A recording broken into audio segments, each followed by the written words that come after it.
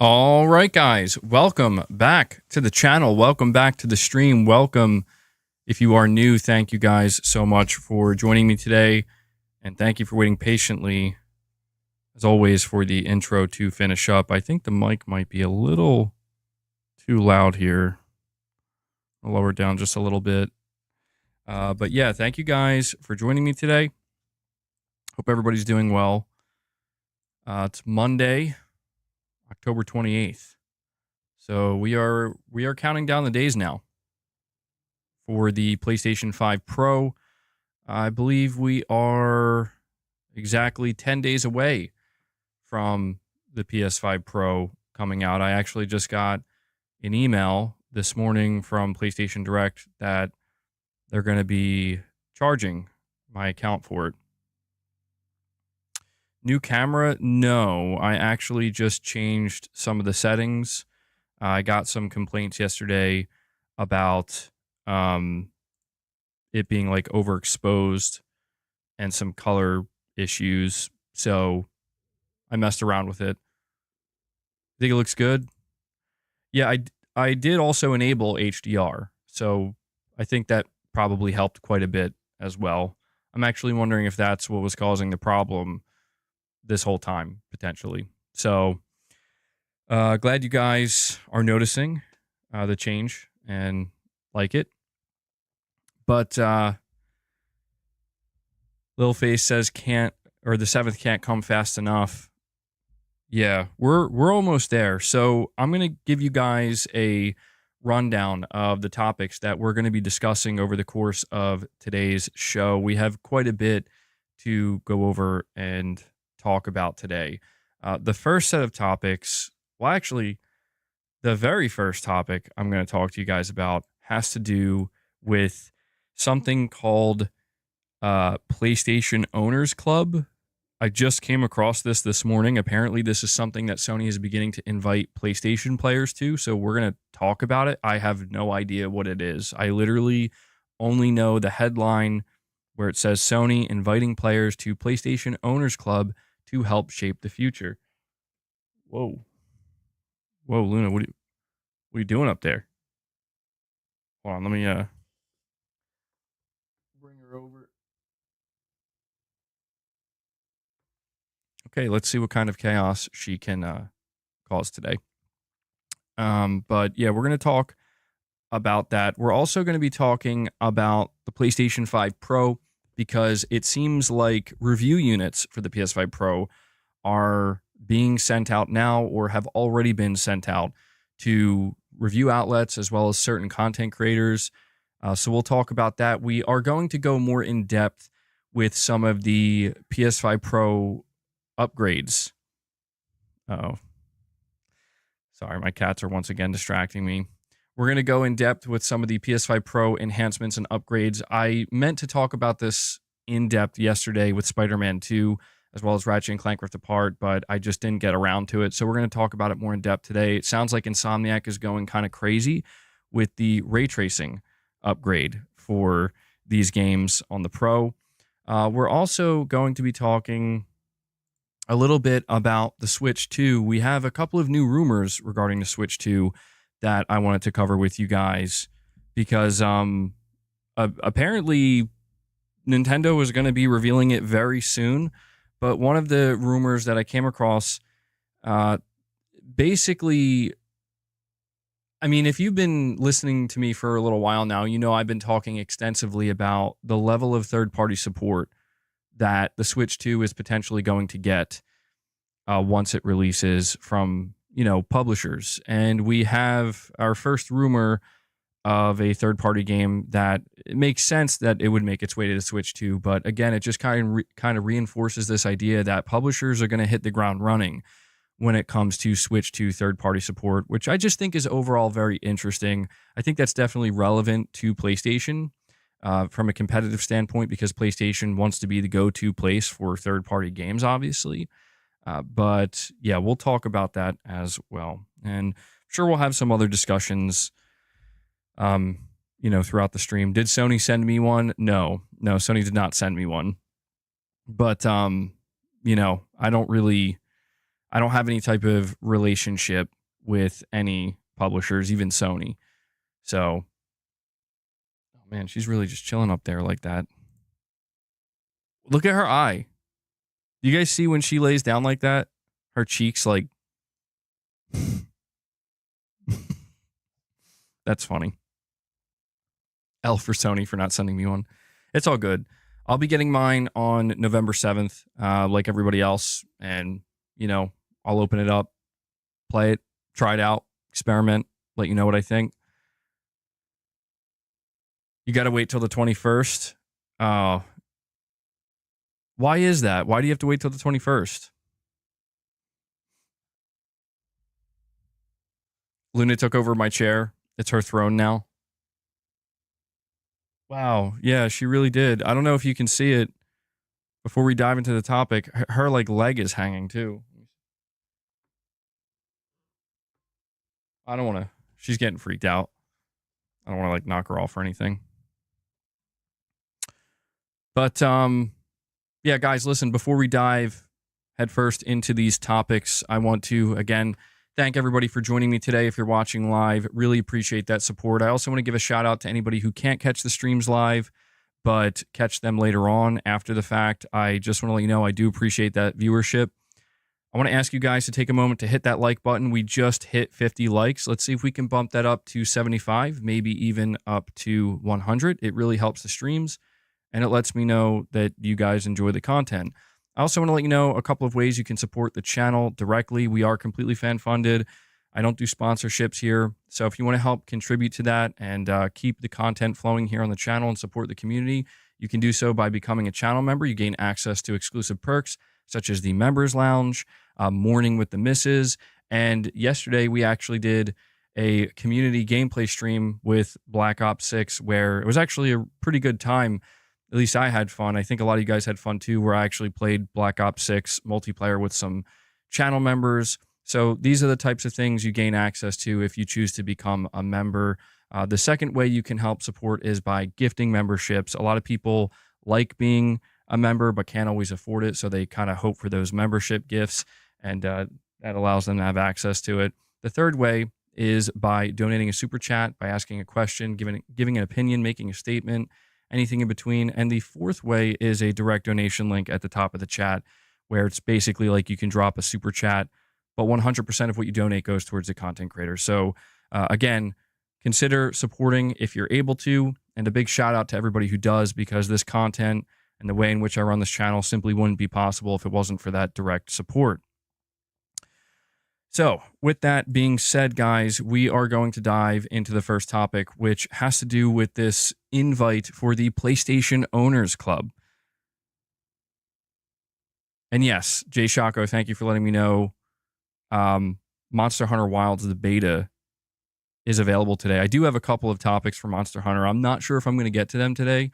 If not, I figured I could save it for talking to you guys about my thoughts on playing Monster Hunter Wilds, because I do want to try the beta and see how it is. So, Taicho, you're saying you just got an email saying the Pro will ship soon. Yeah, I got that email as well. So, it makes me wonder if there's any chance that the Pro could arrive early for some people. I mean, I feel like it's unlikely, but you never know. I see we have a direct donation from Rich Rod. Thank you, Rich Rod. He says, I'm calling out names. So that's unfortunate for you, Rich Rod, because I'm not reading those names. Rich Rod is trying to fight people. I am not going to allow Rich Rod to make me the conduit through which he battles these individuals.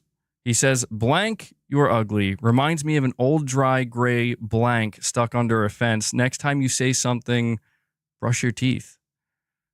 Well, yeah, brush your teeth. Take care of your teeth. Don't want anything bad happening. But Rich Rod, bro, I know you're a normal person. I know this. I know this about you, Rich. It may not seem like it with your unhinged donations, but I know you're a normal person. He doesn't have this much hate. I know he doesn't. I refuse to believe it. But Rich Rod, thank you for the donation. Dan says, Rich is not normal. Let's be real. I have faith. I have faith. I have faith in his normalcy. But guys, I have a article here. It says Sony inviting players to PlayStation Owners Club to help shape the future. Sony is inviting players to join an exclusive invitation-only Owners Club to help shape the future of PlayStation. Emails are going out to select players with a link to a survey for them to complete. Responses to the survey then determine whether one gets into the club or not. Now, the article writer here says, I did a double take when I received the email because it sounded unusual and there's barely any information about this club online. Apparently, it's very exclusive.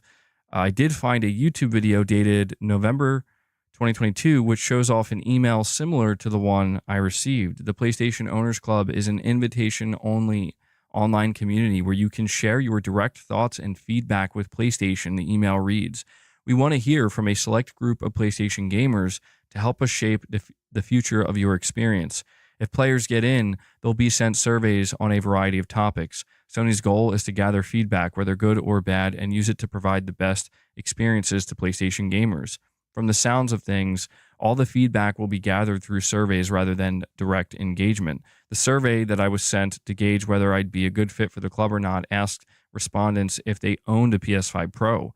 I'm assuming they mean pre-orders since the console has yet to release. Other questions revolved around the type of consoles respondents own, how much time they spend playing, etc.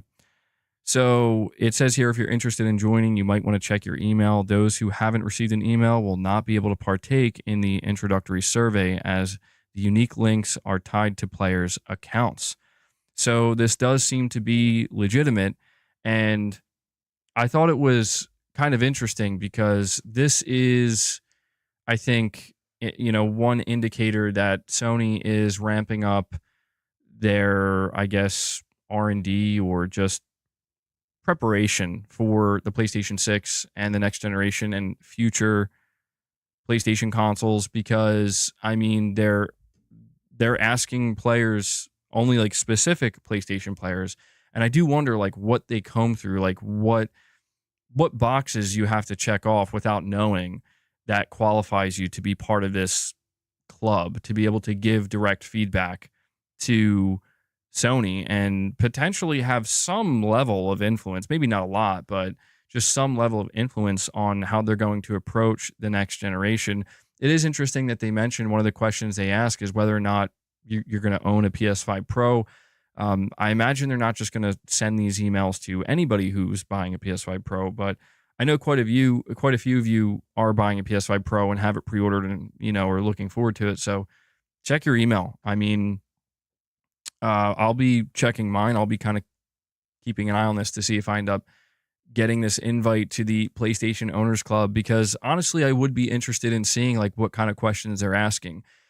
I'd be interested in those questions because it would give me some level of insight into what Sony is considering for the next generation consoles, right? Like this is something we've been talking about a lot here on the channel, especially since the PS5 Pro was revealed. We've been talking extensively about what Sony's plans may or may not be when it comes to the future of the console market, the next generation with the PlayStation 6, how they're going to approach pricing, how they're going to approach exclusivity, how they're going to approach multi-platform, how they're going to approach all of this different stuff. And I have a feeling that if you get to partake in this, you gain a little bit, even if it's just a little bit of insight into what they may be planning to do. Gavin, you're saying that you canceled yours from Direct. Why'd you cancel, Gavin? Just decided it's not going to be worth it for you? Saying it sounds like the Xbox Insider program. That's good news. Yeah, I'm not too familiar with the Xbox Insider program. And what's interesting to me about this is based off of the article that I'm reading from, it sounds like this was something that has existed for a little while now, since 2022. So I don't know. I don't know how many people are part of this program, but this is literally the first time I'm ever hearing about it. So again, it just kind of makes me curious as to what you would need to qualify. But if I do end up getting invited to this, which who knows if I will, I'll let you guys know. Maybe that automatically excludes me. I don't know. Does it say if it's directly from PlayStation or some third party? They don't say here in the article. I'm assuming it's directly from PlayStation because they're saying it's tethered to your PlayStation account. Like you can't partake in it unless, I mean, they do not explicitly state it here in the article, but it does sound like, I don't think they make you log into your account necessarily, but let me check it again here. They say here at the bottom, if you're interested in joining, check your email. Those who haven't received an email will not be able to partake in the introductory surveys as the unique links are tied to players' accounts. So that's all they say here. But yeah, I've never heard of this. And I haven't heard. I mean, I'm assuming it's legitimate. Maybe it's not. Unknown, you're saying you checked your email, didn't get anything. Nate Dogg is asking, MBG, will there be PS5 Pro upgrades for Black Ops 6? As of right now, there's no word on a PS5 Pro enhancement for Black Ops 6. But I'm sure Digital Foundry will do some kind of analysis for Black Ops 6 to see if the Pro does improve performance or resolution at all. But as of right now, there's no official word on it.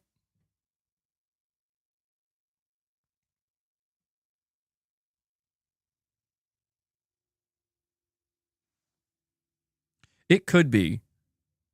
Ahoy, Tyler. You're saying, just wondering if it was a survey company specifically working with Sony. It could be. They don't specify here. I know that is a thing that Sony does. I think a lot of these companies do this, where they don't necessarily conduct these surveys or do this stuff internally, but they do hire these companies where this is what they specialize in. And I would imagine that's probably how it's being conducted. It would be very interesting if it wasn't. It would be super interesting if it was actually directly from Sony internally. Because that means they, Sony straight up is reading what people are submitting.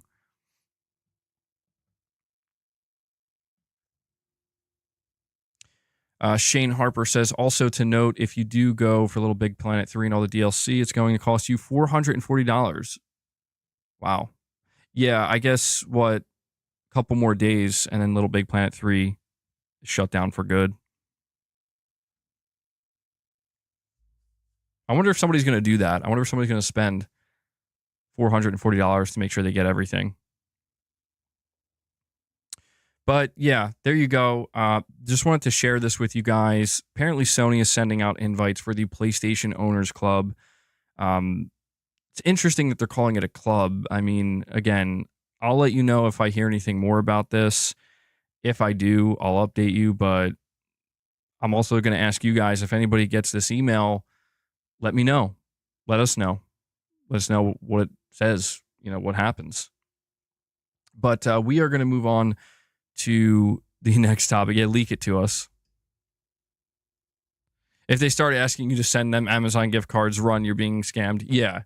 If you have to log in or anything, I wouldn't do that.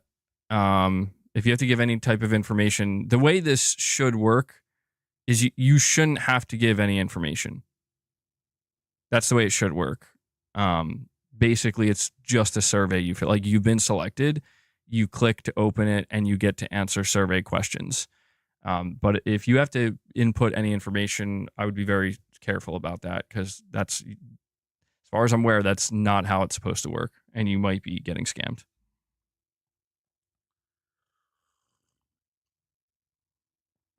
PS Pros King says, got my notification. PS will be taking my money soon. Yeah, a lot of people are saying they got this notification. I did as well. Mad, you're saying, have you heard about EA giving Dragon Age review keys only to outlets that were nice to them in the previews? I have not. I actually have not been paying any attention whatsoever to Dragon Age, simply just because it's not a game I'm interested in playing, honestly. I don't. The review's out today. Skillup's review is brutal.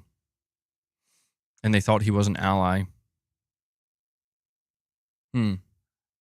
Yeah, I barely been paying any attention to Dragon Age Veilguard. It's in the 80s. Well, I mean, yeah, these publishers, man, if they fear that a game is going to review poorly, sometimes they kind of skew who they give review codes to, who they don't. Sometimes they wait till the last minute. You know, it's not necessarily uncommon. It sucks, but, you know, it happens. The reviews are all over the place, which is good, as it just means people have different views on things. Yeah, I mean, I have seen people excited for it. I've seen people who are actively upset at it, and I've seen a lot of people who are indifferent towards it. It's just interesting because I don't know. I have like no history with Dragon Age, but I do remember. I think it was the last mainline Dragon Age game. It won Game of the Year. I think in what, like 2014, which, geez, like a decade ago. So I have to imagine that's what people are kind of going to be stacking it up against. Waylark with a super chat says IGN giving it a 9 usually means it's woke. Hold on, Waylark.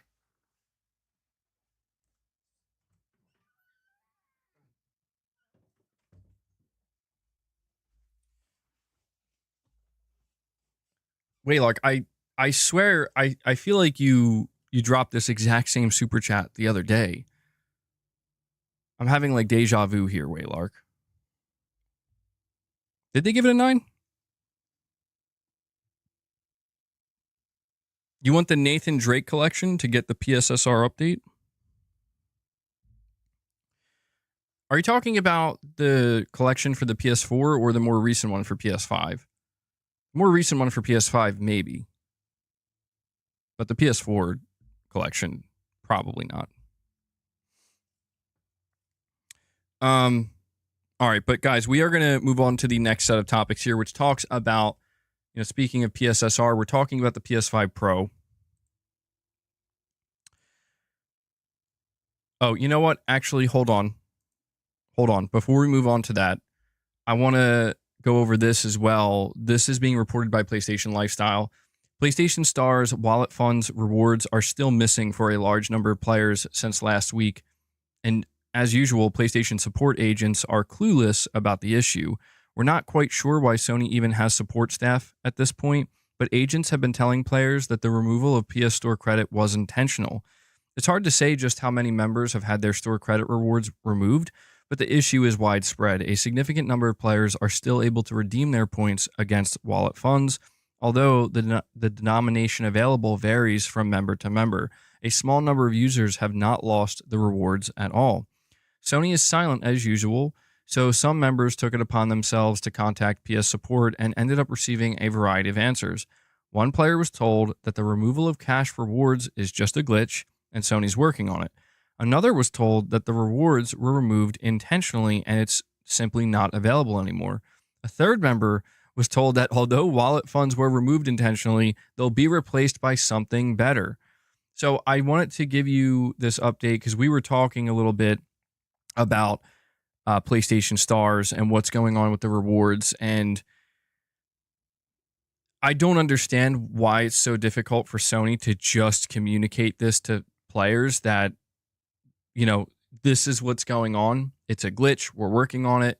If it's not that, we're working on, you know, bringing out something different, or just simply letting people know that, yes, it's over. Instead, we're getting 3 separate answers from 3 separate PlayStation support people that all say completely different things.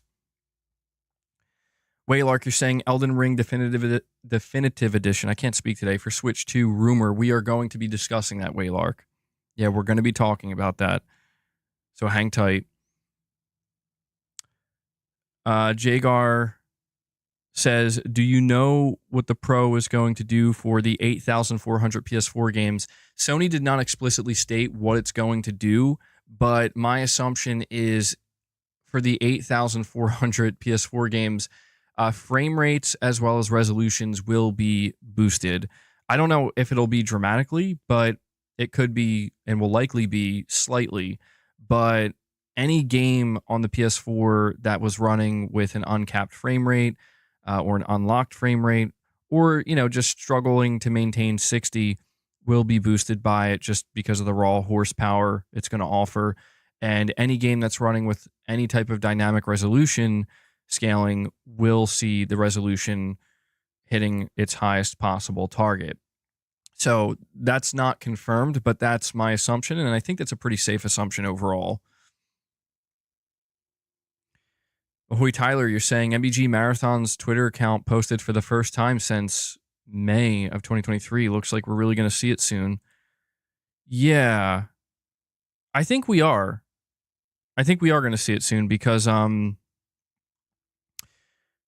there was a Destiny 2 update not that long ago, and data miners discovered some kind of coding for what were basically marathon pre-orders. And my assumption is we're going to see it at the Game Awards. I could see Sony basically showing up with Marathon, a gameplay trailer, and a release date maybe, and then announcing pre-orders for it. That would be, I think, an ideal time for Sony to do that. Could they reveal it sooner than that? If they're planning to, they could.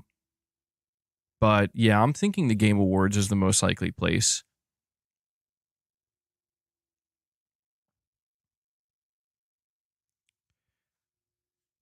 You're asking me if I saw the tweet. I didn't actually see the tweet myself, no.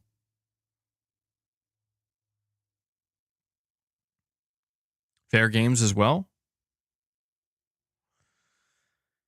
Yeah, I don't know what Sony's going to do with fair games. I don't know how they're going to show that game off without it getting a lot of backlash. The only thing I can think for something like fair games is you just got to drop gameplay on people, and you got to make sure that gameplay looks really good. If you can do that, I think fair games might have a chance. Because I can tell you right now, people are not going to be kind to fair games. The only way fair games is going to stand any type of chance is they just have to show the gameplay, and the gameplay has to look very good, compelling, and unique, to where even if there is some hate for it, maybe because of the aesthetics, it will be able to find some type of audience simply because the gameplay loop looks really high quality and really fun. That's all I can think, because right now, aesthetically speaking, and that's all we really have is the aesthetics to look at of the game, I don't think it's necessarily winning anybody over.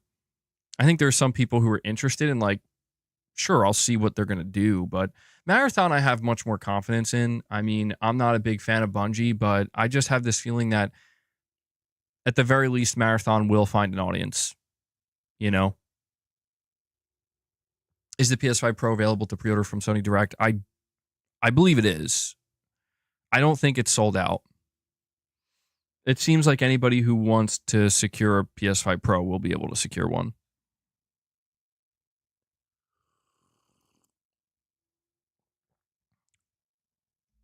Saying I'm being very trepidatious of fair games, and English isn't my native tongue. Yeah, I use that word. I think you're using it correctly, yeah. I'm trepidatious as well. But when it comes to the situation with PS Star wallet funds, I'm going to assume right now it's a glitch and it will be sorted out. But based off of what multiple replies that different individuals got from PS support staff, it sounds like they don't know either. So, all right, we're going to move on and talk more about the PS5 Pro. We are officially 10 days away from the Pro launching. And I first want to start out here by referencing the Twitter account Tidix, who he posted yesterday, PS5 Pro has shipped to some creators and outlets. And I don't know that that's necessarily like big insider news or anything, but the timing of this makes sense, right? The Pro is going to be launching on the 7th, and so there are going to be reviews of this mid-gen console going out. The question is, when is the review embargo lifting? Now, we don't have the answer to that question, but I would assume that certain outlets as well as certain content creators are already playing on their PS5 Pros right now, doing write-ups, making videos, and it's possible Sony could have the review embargo, lifted the day it comes out, but it's a console, so I would say maybe at least like a day before, but they could do it sooner. For all we know, it could happen later this week. I think that's a little too soon. I mean, it depends on Sony's confidence level. I think Sony, in this case, is probably a little bit worried that the reviews, if not just the reviews, but the general discussion around the Pro, it risks not being as positive as they would like due to the nature of diminishing returns and the pricing of this console and how it's not necessarily going to be for everybody. So because of that, they might push the review embargo very close to the actual launch, if not the day it launches, out of fear that there might be some level of negativity. But you're saying the discussion shifted from overly negative to positive. I will say there is much more positivity around the Pro now than there was previously, but it's still not ideal, right? But maybe it's not meant to be ideal. I just don't know at this point in time, considering what the PS5 Pro is doing for games. I don't know that it's ever going to be ideal because it's very clear at this point that there's going to be a dividing line with people and how they feel with mid-gen refresh consoles from this point going forward. But I think that's fair. Like, when I see the results of some of these PS5 Pro enhancements, I completely understand why people are going to be like, I don't really feel like I need that. I feel like what I'm getting now looks great and it runs fine. And I think that's perfectly fine. I've said it before and I'll say it again. Anybody who decides not to upgrade to the PS5 Pro is still winning. You're not losing out on anything. But anybody who does decide to upgrade to the PS5 Pro to get those enhancements, you're also winning because you're getting what you're paying for, right? Like, the console is doing what it said it would do. So the only people that I think would potentially risk losing in this case are people who don't understand what the PS5 Pro is meant to do for games. I feel like Sony, in a way, kind of undersold it a little bit to play it safe, which was smart of them. And outlets like Digital Foundry and others are basically saying that, yeah, this console's definitely doing what it said it was going to do and what it's supposed to do.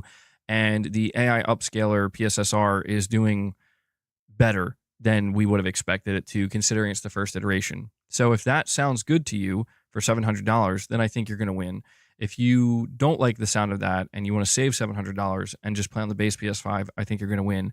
Again, if you're somebody who buys a PS5 Pro basically expecting a PS6, you're going to lose. That's what I think. So hopefully nobody's going into buying a PlayStation 5 Pro thinking it's going to be like a PlayStation 6, because that's not what we're looking at here. But apparently review units were either already sent out or they're being sent out. And so I would expect in the next week and a half or so, not even that, just in the next week, we're going to start seeing videos come out of unboxings, of, testing. I'm sure Digital Foundry was, well, at least it seems like they were given one. I mean, it would make sense for them to be given one early so they can, get to testing all these games. Hate videos as well. Yeah, you'll see that too. But, I'm going to be interested. I'm going to be interested in hearing from people who understood what this console is supposed to do. You know what I mean? Like, there's going to be obviously the videos of like, is it worth it? And I mean, if I watch a video from, I guess, a well-respected content creator or somebody who's well-known in the tech space, and they do a review and their title is, is the PS5 Pro worth it? If they say, like, if you were planning to go into the PS5 Pro looking to get a crisper, higher image quality at 60 FPS and a little bit better ray tracing, or in some cases substantially better ray tracing, then yes, it'll be worth it.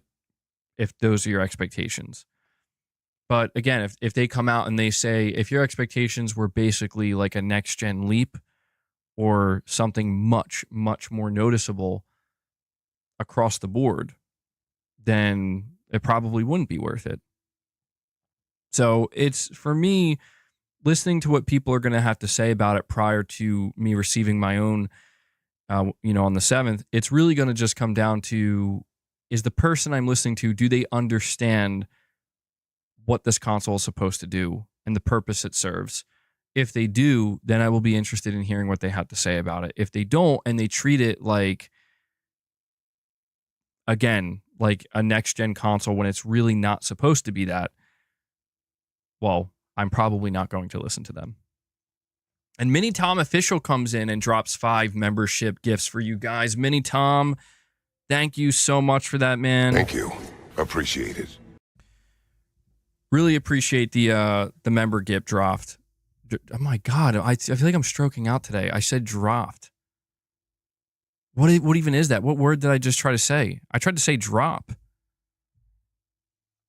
I don't know what's going on today, guys, but I'm having trouble with words, so bear with me. I'm sorry, Mini Tom. I botched it, but do appreciate it, man. Let me add that to the counter. Guys, I did forget to mention this, but I'm sure most of you are well aware by now. If we hit the member goal of 25 today, we will feed Boss his treats, and we will also feed Luna some treats because she really likes them as well. And if you do get gifted a membership, please go check out the members-only content. Again, we just did drop plus gifted. Dropped it. There you go. Thank you. I knew I was trying to say something. But yeah, if you got gifted a membership, please go check out the members exclusive content. There's plenty out there for you. MBG is still learning how to master his mind. Cut him some slack. Thank you, Capono. Mini Tom, you're saying, have you ever had a cold sore, MBG, because it's worse than a normal cold? I believe so, yeah. I've had cold sores before. They're not fun. I mean, it's that time of the year, Viruses going around. People getting sick. It sucks. So try to wash your hands. Don't touch your face. That's the biggest thing. I've learned. What we don't realize is we touch our face a lot unconsciously. The trick is, don't touch your face. I mean, obviously, if somebody's sick and they're sneezing around you and they're coughing, you got to try to keep your distance, or you're gonna breathe it in.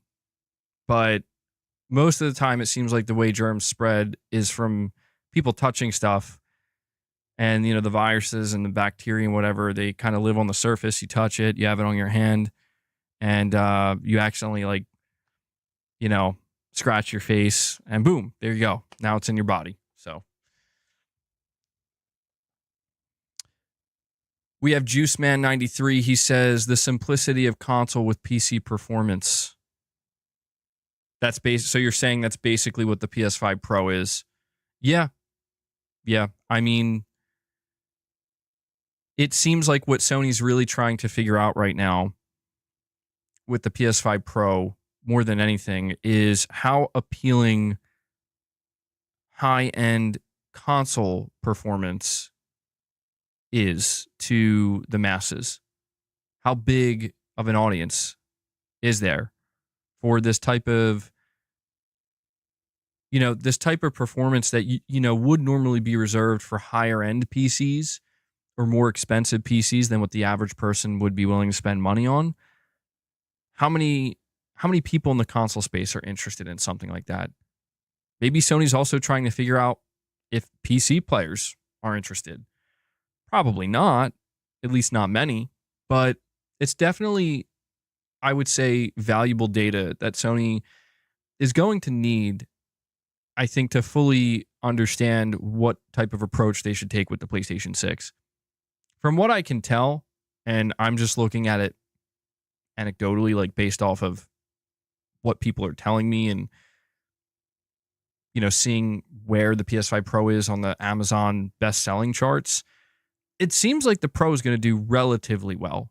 I don't think it's going to do amazing, like it's going to just fly off the shelves, but I think it's going to do well enough to at least justify its own existence. But I do wonder how that will compare to what Sony's internal expectations are, because that's what we don't know. Is Sony expecting it to do better than the PS4 Pro? I think that's the real question that we would like an answer to, because I don't think the PS5 Pro can do as well as the PS4 Pro, mainly because of the price. The PS4 Pro is $400. This console is $300 more than that. If this console can keep pace with the PS4 Pro, I would be very impressed and very surprised. But I would imagine because of the much higher price point, it's going to make it much more difficult to keep pace with the PS4 Pro. That could also be true for the base PS5, considering it's still holding that price point of $500. Richrod says, guys, I have an issue. I pre-ordered the PS5, but the card I used, I had to close because I was hacked. How do I get in contact with support? See, I knew Richrod was a normal guy, asking normal questions. It's not all violence all the time.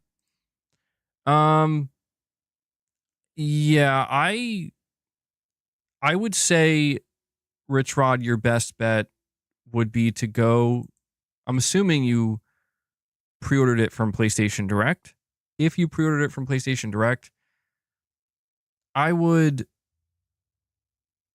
probably go on there to see, to see if they can basically swap your card info. I don't know. I mean, another option, and this might be the better option because this would 100% work, is cancel your pre-order, it shouldn't be a big deal. You'll still get it the day it comes out because they're not sold out. Cancel your pre-order and then update your card info on PlayStation Direct and then re-pre-order it. That would probably be the easiest, simplest way to go about it. But other than that, I mean,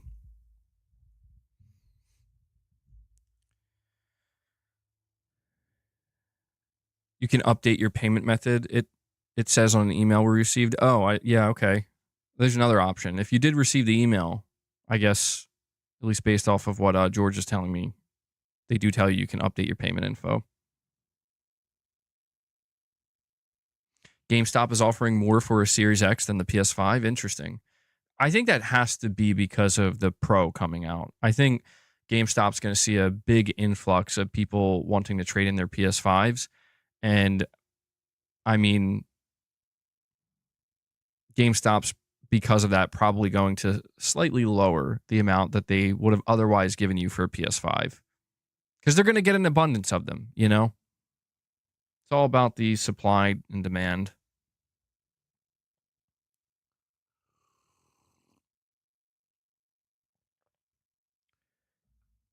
Yeah, I agree with what Capone's saying. I think Sony has plenty of stock coming. I think they'll be fine.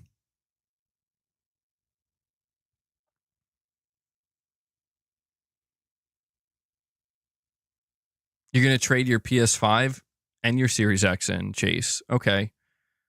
Not a bad way to go about it.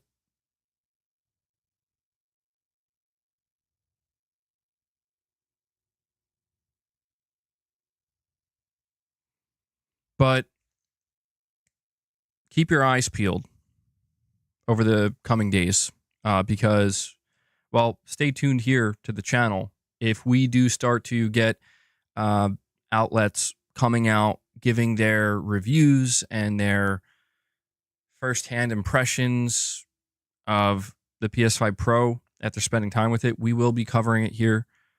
To be honest, I hope these impressions and these reviews come out before the 7th.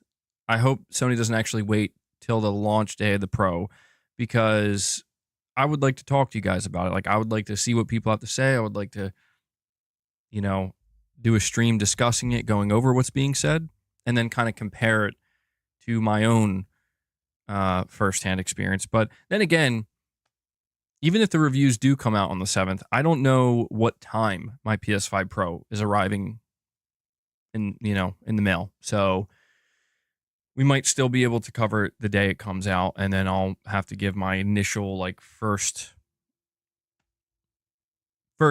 experience with the PS5 Pro probably the next day.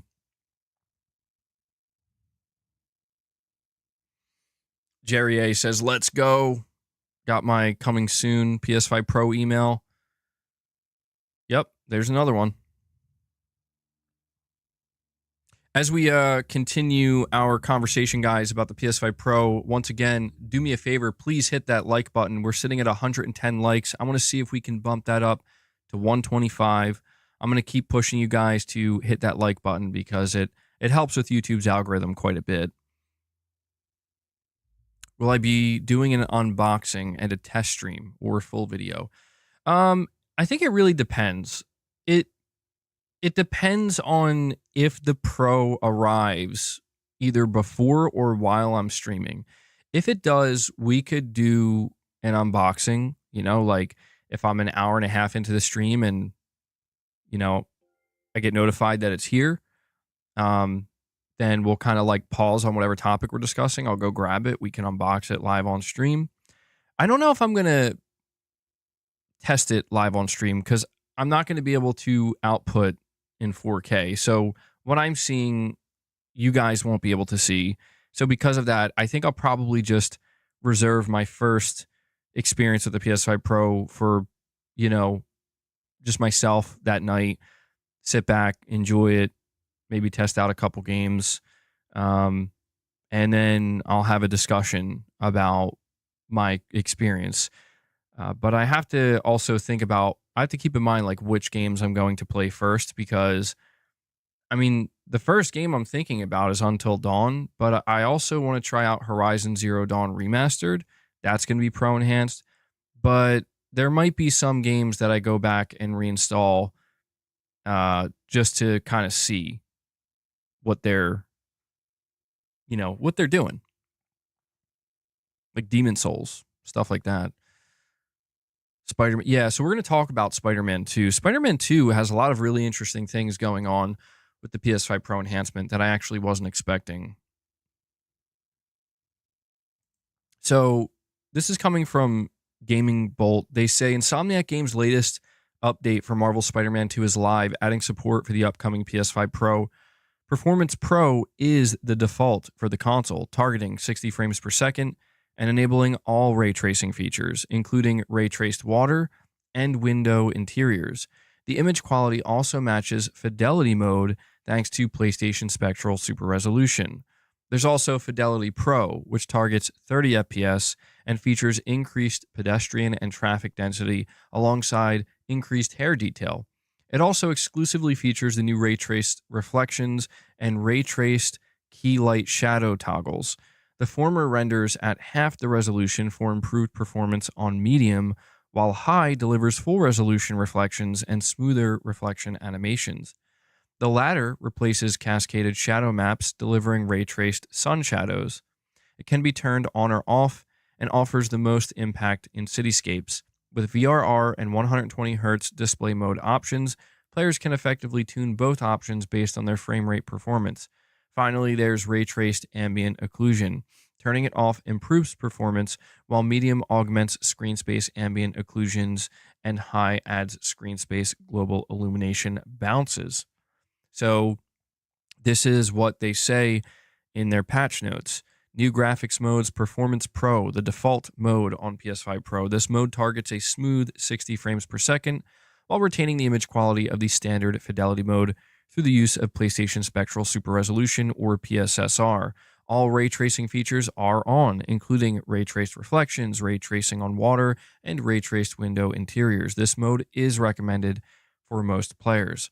Then they have Fidelity Pro, where Insomniac says, and I just wanted to read this to give you what they're saying in their own words. This mode targets 30 frames per second for players who want to experiment with new ray tracing graphical features. These new features can be tuned individually to reach higher intermediate frame rates, especially when using the VRR or 120 hertz display mode options. Pedestrian and traffic density may be increased in some areas, and fine hair detail increased. New graphical toggles, ray traced key light shadows, off in performance, on in Fidelity Pro mode by default. Use ray tracing to calculate sun shadows at mid to far distance, replacing cascaded shadow maps. This improvement is most impactful on city views, only available in the Fidelity Pro graphics mode. Ray traced reflections in interiors, medium. This is set to medium in the performance mode. It's set to high in Fidelity, Pro Fidelity. Set the quality level for ray traced reflections in building window interiors. The medium setting ray traces at half render resolution, and the high setting ray traces at full render resolution. The high setting will also improve the smoothness of animation in reflections and interiors, only available in the Fidelity Pro graphics mode. And then lastly, ray tracing ambient inclusion. In performance, it's in medium. It's set to high in Pro Fidelity. Use ray tracing to compute additional ambient occlusion lighting information. The medium setting uses that information to augment screen space ambient occlusion. The high setting also adds a screen space GI bounce for additional ambient lighting information.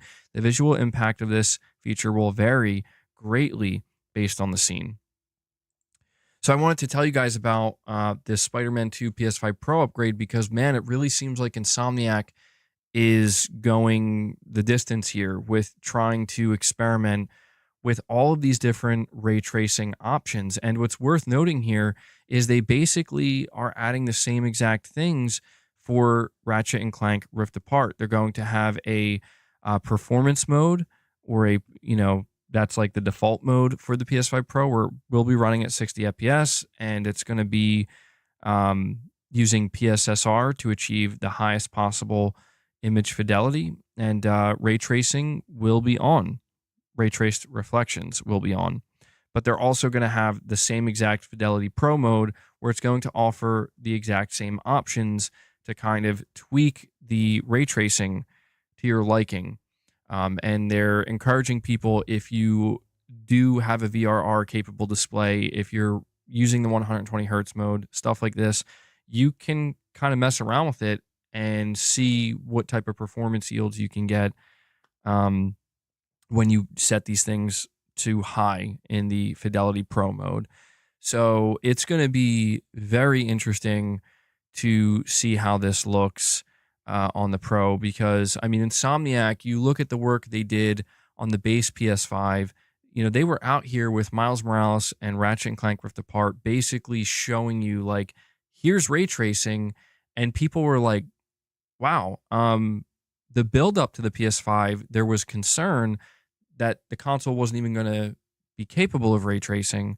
Mark Cerny confirmed, no, don't worry, it will be capable of ray tracing. Then the concern was, well, because it's less powerful than the Series X, it's going to be really weak ray tracing, almost like you're not even going to notice it. Then you have Insomniac come out basically flexing, being like, actually, here's what we've achieved so far. And it was very impressive at the time, because we never really saw something like this on console. And so it's not surprising to me that Insomniac seemingly is the first one that we're hearing about. I mean, we saw what Remedy had to say, and Remedy seems to be going the distance with ray tracing as well. But Insomniac is coming out here giving you all these different options with how you can kind of customize the settings. And some people were saying that, man, this does kind of remind them of PC a little bit, where when you are playing on PC, you have all these different options where you can fine tune and customize exactly what you want, how you want it. And, it's not going to be as in depth, obviously. It's still overall going to be pretty streamlined, where there's Pro Performance mode, Pro Fidelity mode. And some people, I think, who don't fully understand what's going on here, of course, you're going to see those people who be like, I can't believe there's still a 30 FPS Fidelity mode utilizing, or that's seemingly revealing the PS5 Pro is not powerful enough, right? Like, I thought that this was what was going to be, and again, people who are complaining about this, they don't seem to fully understand like what is going on here, where people and their expectations, the expectations are just not realistic. This is why I said earlier, there needs to be a clear understanding, or there should be, where are you expecting the PS5 Pro for $700 to deliver PlayStation 6 results? Because what I see from people and what they're expecting, the answer is yes. And that's just simply not fair because it's not a PlayStation 6. People are expecting what is essentially I don't want to say a native 4K. I don't know what term to use, but they're expecting an image quality that looks like native 4K, running at a locked 60 frames per second with all of the ray tracing bells and whistles. And I don't think people who have those expectations understand the type of money you would have to spend on PC to achieve what you just requested. Because believe me when I tell you, you are not getting that, not even close, for $700. So it is understandable, and it makes complete sense why Insomniac, when they say, listen, we're going to turn the ray tracing dial up to 10 for Spider-Man 2 and Ratchet and Clank Rift Apart on the PS5 Pro, and because of that, we're going to have a Fidelity Pro mode. The only way we can achieve this level of ray tracing is by locking the game at 30 frames per second. But if you're not interested in all that extra shininess, right? You don't need that.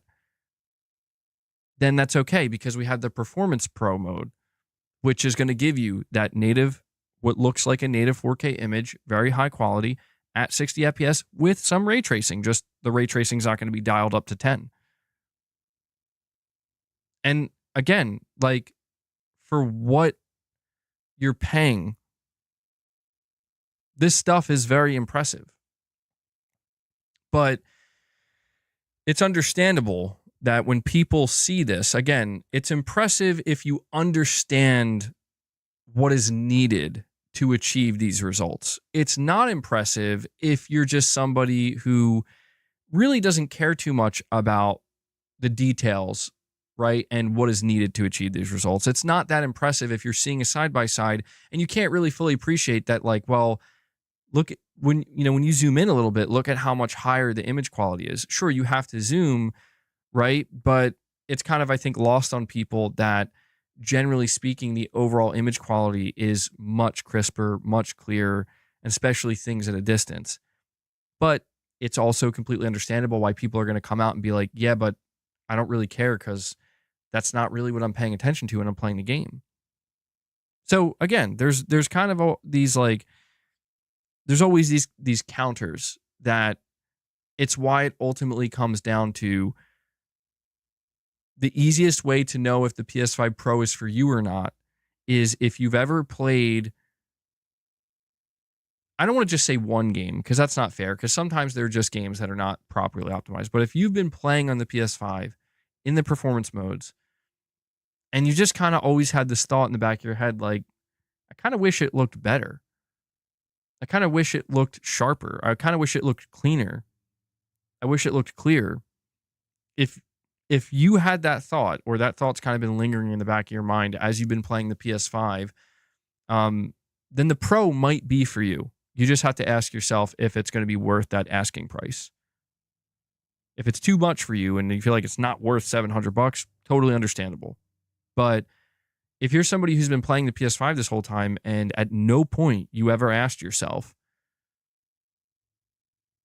or not asked, but told yourself, man, I wish this looked better at 60 FPS. Like, I wish this was crisper or not as fuzzy, right? If you never had that thought, or maybe you only had it once or twice and never really cared, didn't think about it much more sense, then the Pro is probably not going to be for you.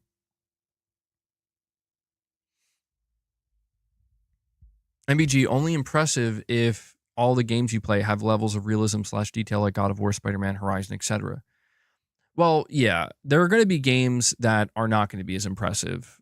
That's true. And so I will say, like, I have a pretty high expectation going forward once the PS5 Pro is out in the AAA space, where I do anticipate that most AAA games are going to be able to do some pretty cool things with the Pro. And if those cool things just equate to, again, a better overall image quality at 60 FPS, maybe a tad bit of ray tracing, I'm happy with that. If we get more than that, that'll be great. No complaints here. Okay says this is why many are switching to PC. Too many compromises on console, even the latest and greatest with the Pro. Nice updates for sure, but far too many caveats in experiencing PS games at their best. Well, I think what people are basically beginning to ask themselves is, would I rather pay the $700 and still have some compromises? Because if you paid $700 for a PC, you would definitely have compromises, right? But the question I think turns into, well, if I'm willing to pay $700 for a new console, a mid-gen console for better performance, would it be so bad to just maybe spend more on something even better? And I think that's kind of the interesting position that the Pro kind of finds itself in, where for what it's offering as a gaming machine, there's no denying that it's offering a lot at $700. It's a lot of money. You are paying a pretty penny for it. But at that price point for what it's doing and what we're seeing with a lot of these upgrades in these games, very impressive stuff for the price point. But again, because $700 is it is a high price point. Like, that's a lot of money. I don't really know how many people are going to spend $700 and not think about that and not feel it and not care.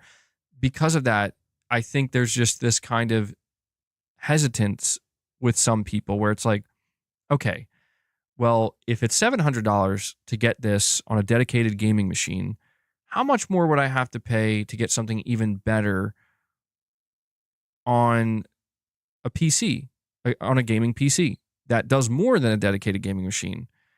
And if you find out the price point is maybe like $1,000, $900, $1,000, maybe even a little bit more, depending on what you want. $1,200 if you want the ray tracing and everything. Maybe in some cases it's going to be a lot more, but it's understandable why some people might think to themselves, you know what? Screw it. I'll just pay even more and get what will ultimately be the best, right? And it's just how it goes for some people. The higher the price goes, the more people are going to question how much in general are you willing to pay for the highest quality gaming experience. And so, it is understandable why more and more people are beginning to look into PC potentially as an option and consider like, maybe that is where I want to go. Maybe I do want to, I want to be able to run games at even higher fidelity, right? With even more ray tracing than even what the PS5 Pro is offering. And I'm okay paying that price point.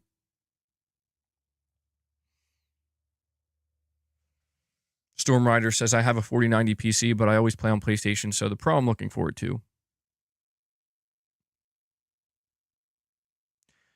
MBG, meanwhile, Alex from Digital Foundry just put out a video talking about how the stutter issue on PC will be there forever unless Microsoft themselves intervene. I've been hearing about that. I haven't been paying much attention to it, but what is this stutter issue? I mean, I feel like that's kind of the big caveat with PC where, nothing is perfect. The console experience isn't perfect. I don't think the PC experience is perfect. I think anybody who thinks there's a perfect experience, I think they're kind of lying to themselves, where it's like, no matter where you go, no matter how much you pay or how much you save, there's always going to be something, right? If the perfect ecosystem or if the perfect hardware ecosystem existed, then I think every other hardware ecosystem would be out of business, I think each hardware ecosystem has a set of pros and cons, and it really just comes down to how much those cons do or do not bother you, right? Like for some people on console, it is just the sheer limitation of, I want to be able to do more than just game on a $700 or $500 machine. For somebody, that's a big enough con to make them say, yeah, I'm not buying that. For PC, it could be some of the technical side, some of the technical factors where you are likely going to run into more issues from time to time when it comes to getting games running. And if that's something you don't want anything to do with, then that might be a break for you. That might break it for you. But for a lot of people, it's like, oh, no, that's fine. I don't mind a little bit of troubleshooting.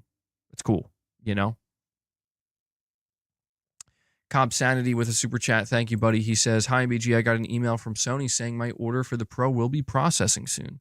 Yeah, same here. A lot of people have come in today letting me know that they've been getting these emails and they're expecting to, I guess, they're expecting to get a follow-up email not too long from now saying it shipped. So, yeah, that's true as well, okay.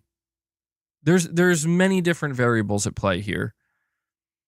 MBG, the UE5 stutter issue that cannot be fixed universally unless Microsoft creates a way to do it automatically for each game. Sheesh. Yeah, that sounds problematic. I have to imagine if it's going to be that way for every game, right? Like, I guess they'll have to do something. Is it true that PlayStation Direct will have more 30th Anniversary Edition DualSense controllers and Pro consoles tomorrow? I haven't heard anything about that, Cloud9. I haven't heard anything about that. Let me check real quick if there's anything popping up on my Twitter about it.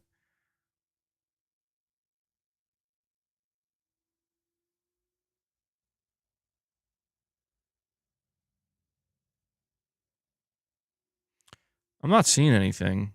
I don't know where you heard that, but I do not think that's going to happen.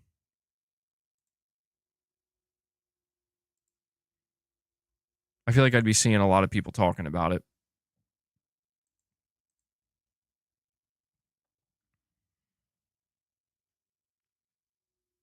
Not the Pro console, but the Slim and accessories are being restocked. Wario64 posted it. Okay. Thank you. Let me go see. Go verify this. That's actually pretty cool, if true. Not something I would have expected. DualSense 30th Anniversary Limited Edition also expected on PlayStation Direct tomorrow, and PlayStation 5 Digital Edition 30th Anniversary Limited Edition bundle. So the Slim expected tomorrow, October 29th. Typically 7 a.m. Pacific time. All right. Well, Wario64 is... I trust him on this. So, okay. I guess it is true. I did not expect that. Quite surprised, actually.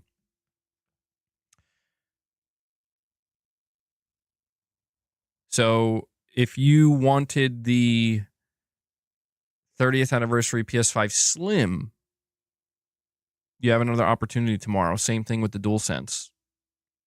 Sean Mitchell, a member for 18 months. Thank you, buddy. He says, do you reckon we will get a PlayStation showcase some point next year, MBG? Or do you think Sony will solely do stated plays now going forward?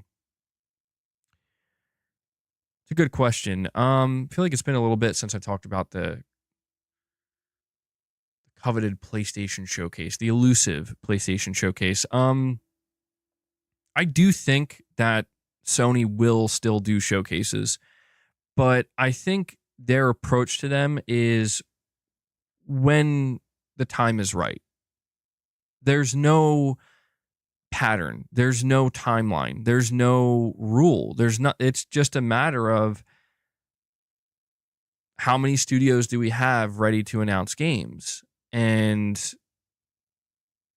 does the timing feel right? I mean, a popular theory I've been seeing these days is that Sony is only willing to do showcases, like proper PlayStation showcases, for like a new generation, for a new hardware launch.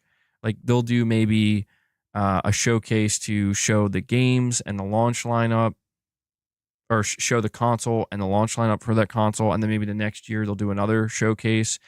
But I do think showcases still exist. I think showcases have to exist. I think no matter what Sony does, state of plays will just not be on the same level, and they will never generate the same amount of hype, no matter how good they are. So I think that we will. To answer your first question, you're asking if we will see a showcase at some point next year. I'm going to be honest with you. I don't expect it. I don't. I, while I haven't given up on the idea of a PlayStation showcase, generally speaking, I do not expect to get one until, honestly, yeah, like until Sony's ready to reveal the PlayStation 6. And I know that sounds really crappy, but that's modern Sony. They're doing things differently now. What they're doing, whether or not it's going to work in the long run, I don't know. Maybe they're trying to find that out. But yeah, Ghost of Yotei, that's an announcement that I feel like typically would be reserved for a PlayStation showcase, and it never happened. Instead, we got it at a state of play. So I do think that what we're more likely to see for the remainder of the generation is state of plays on a quarterly basis and like one PlayStation Studios update, maybe sometimes two at each state of play. And I'm kind of okay with that. You know, I don't really have a problem with that. I I would actually be okay if Sony basically just wanted to reserve showcases for like the absolute biggest moments where it's like, you know, a transitioning from one generation to another or something like that. I would be okay with that. But yeah, it also I think depends on how people continue to respond to the state of plays, right? Like if the negativity we've been seeing online towards a lot of the decision making that Sony has kind of put forth, if that does begin to show some kind of tangible negative impact on the bottom line and on the business, then I could see Sony maybe changing their mind and being like, you know what, maybe we should kind of do less state of plays and kind of save a lot of stuff for a showcase. But at this point, it seems like state of plays are the main way forward for any type of PlayStation show.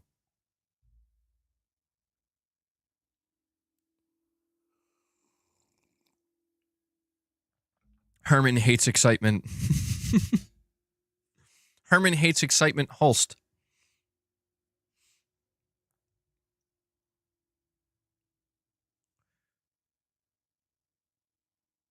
State of plays are so much easier and probably cheaper for Sony.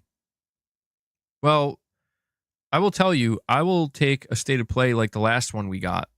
I'll take something like that over the 2023 showcase any day. Because it's like, listen, if the reason why Sony isn't doing showcases is because they're basically going to be bad, then I'm okay with them not doing showcases. I'd rather no showcase than a bad showcase.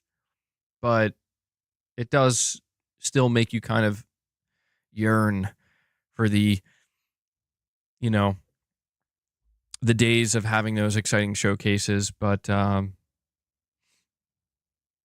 know, game development is taking longer than ever, and every week, every month towards game development in the AAA space absolutely counts. And I think people do kind of underestimate how difficult it was for a lot of these AAA studios to just kind of stop everything they're doing, create a vertical slice so it's ready to go for June, and then once that's done, they can get back to work. There is something to be said about the negative impact that can have and did have on these development timelines. And, you know, I think it's just worth keeping in mind that every time we don't see a showcase and every time we don't get what we had hoped to get in the name of excitement and hype, that it's more time going towards the actual end product that, you know, we're waiting for, right? So we'll see what happens. If Sony announces a showcase for next year, I would be a little bit surprised. I'd be like, oh, awesome. Hell yeah. Hype. But saying, hey, BG, I had gotten an invite to that PlayStation Club in my email. Did you?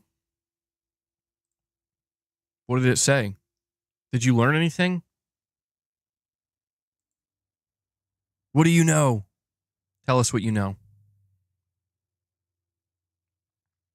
Cellar Store says PlayStation doesn't have to do too much. Who are they competing with? Well, yeah, that's another thing too. Sony could just be taking it easy for now.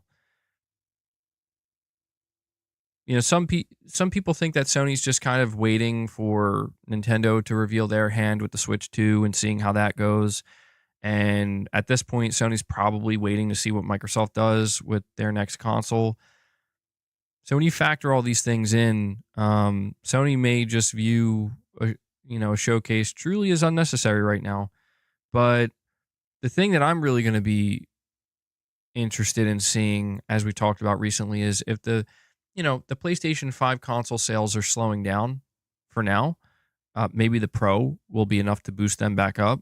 But if the PS5 console sales really start to slow down and it becomes clear that, okay, the PS5 is falling behind the PS4 now in a significant way, I wonder how this will influence Sony. I wonder if this would make them kind of change their approach where they're like, all right, sales are starting to go down. We need to do something to change that. We need to do something to reinvigorate sales and get people excited. I mean, they could do a lot of different things, but certainly one of those options would be, should we do a proper showcase? Maybe that's what they've been waiting for. Jerry A with a $5 super chat says, I'd rather find out about a game 3 months before it launches versus 3 years, only to have it be canceled 6 months into development. Yeah, I get where you're coming from, Jerry.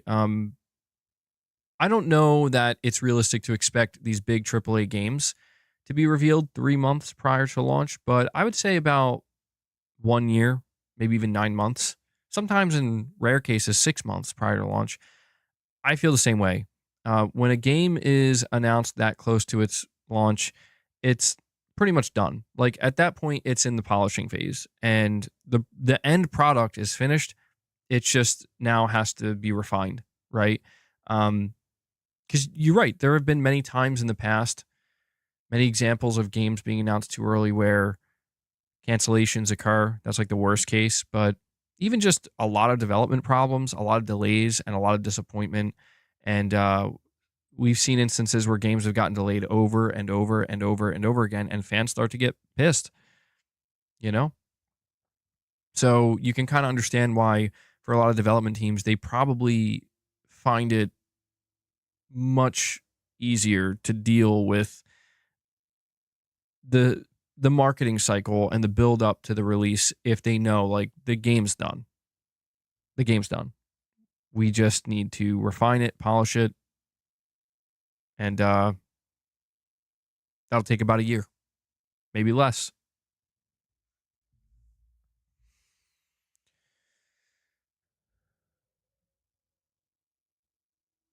What will the next Sony game be that they end up dropping on Nintendo? That's a good question. I don't know. I mean, I think they are going to wait to see how Lego Horizon performs. I think if Lego Horizon performs extremely well and it makes them like good sales and good money, they'll probably start looking at their catalog and being like, what else can we port? Within reason. I mean, we do have to understand that Sony's not just going to suddenly ask their studios to start porting games to Switch. You know, they have to be careful. Again, it's a matter of resource. It's a matter of it's a matter of making sure you're not taking away from your own ecosystem, even in the sense of how much time is this going to take, right? Lego Days Gone. Because I don't think it's Guerrilla Games that's porting it to Switch. I think that's Studio Gobo. Is that the name of the studio that's working on this with them? Please correct me if I'm wrong. But they have another studio that's co-developing this game with them, and I'm sure they're the ones doing the Switch port. I'd be very interested to know if Guerrilla is the one porting this game to Switch. That'd be interesting. Devil Shooter, you're saying Switch 2 full PlayStation support, calling it now. That'd be so funny and unexpected. It'd be funny because it's like, man, Sony went from having a rivalry with Nintendo to now they're like, yeah, we love these guys. But no, I don't think that's going to happen. I mean, I could see something like Sackboy: A Big Adventure or something like that, maybe getting ported over. But the real question will be if Horizon Zero Dawn gets ported. I don't think it will. I want to make that clear. I do not think Horizon Zero Dawn is going to go to the Switch or the Switch 2. I should just say the Switch 2. But it's possible, right? There's like that 1% chance. But if they do that, I think that would let us know, oh, wow, okay. Maybe Sony is planning to embrace the Switch ecosystem in a much bigger way than we had ever anticipated. And that would be very surprising because, I mean, you would think that Sony would want to pursue that on their own, even with their own handheld device, right? Okay, you're saying, as I said before, we'll see the PS4 slate of games ported to Switch 2?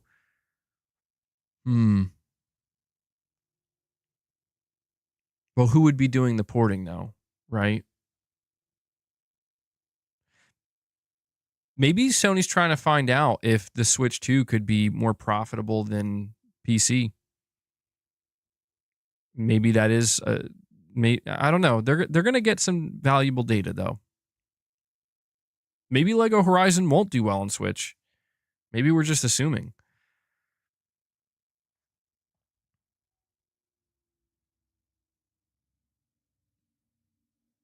Time will tell.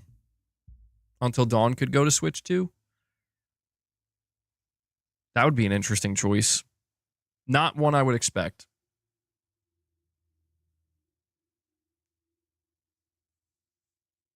I still think at the end of the day, Sony's ultimate goal, and I think this is fairly obvious, I think Sony's ultimate goal is they want people to come to them.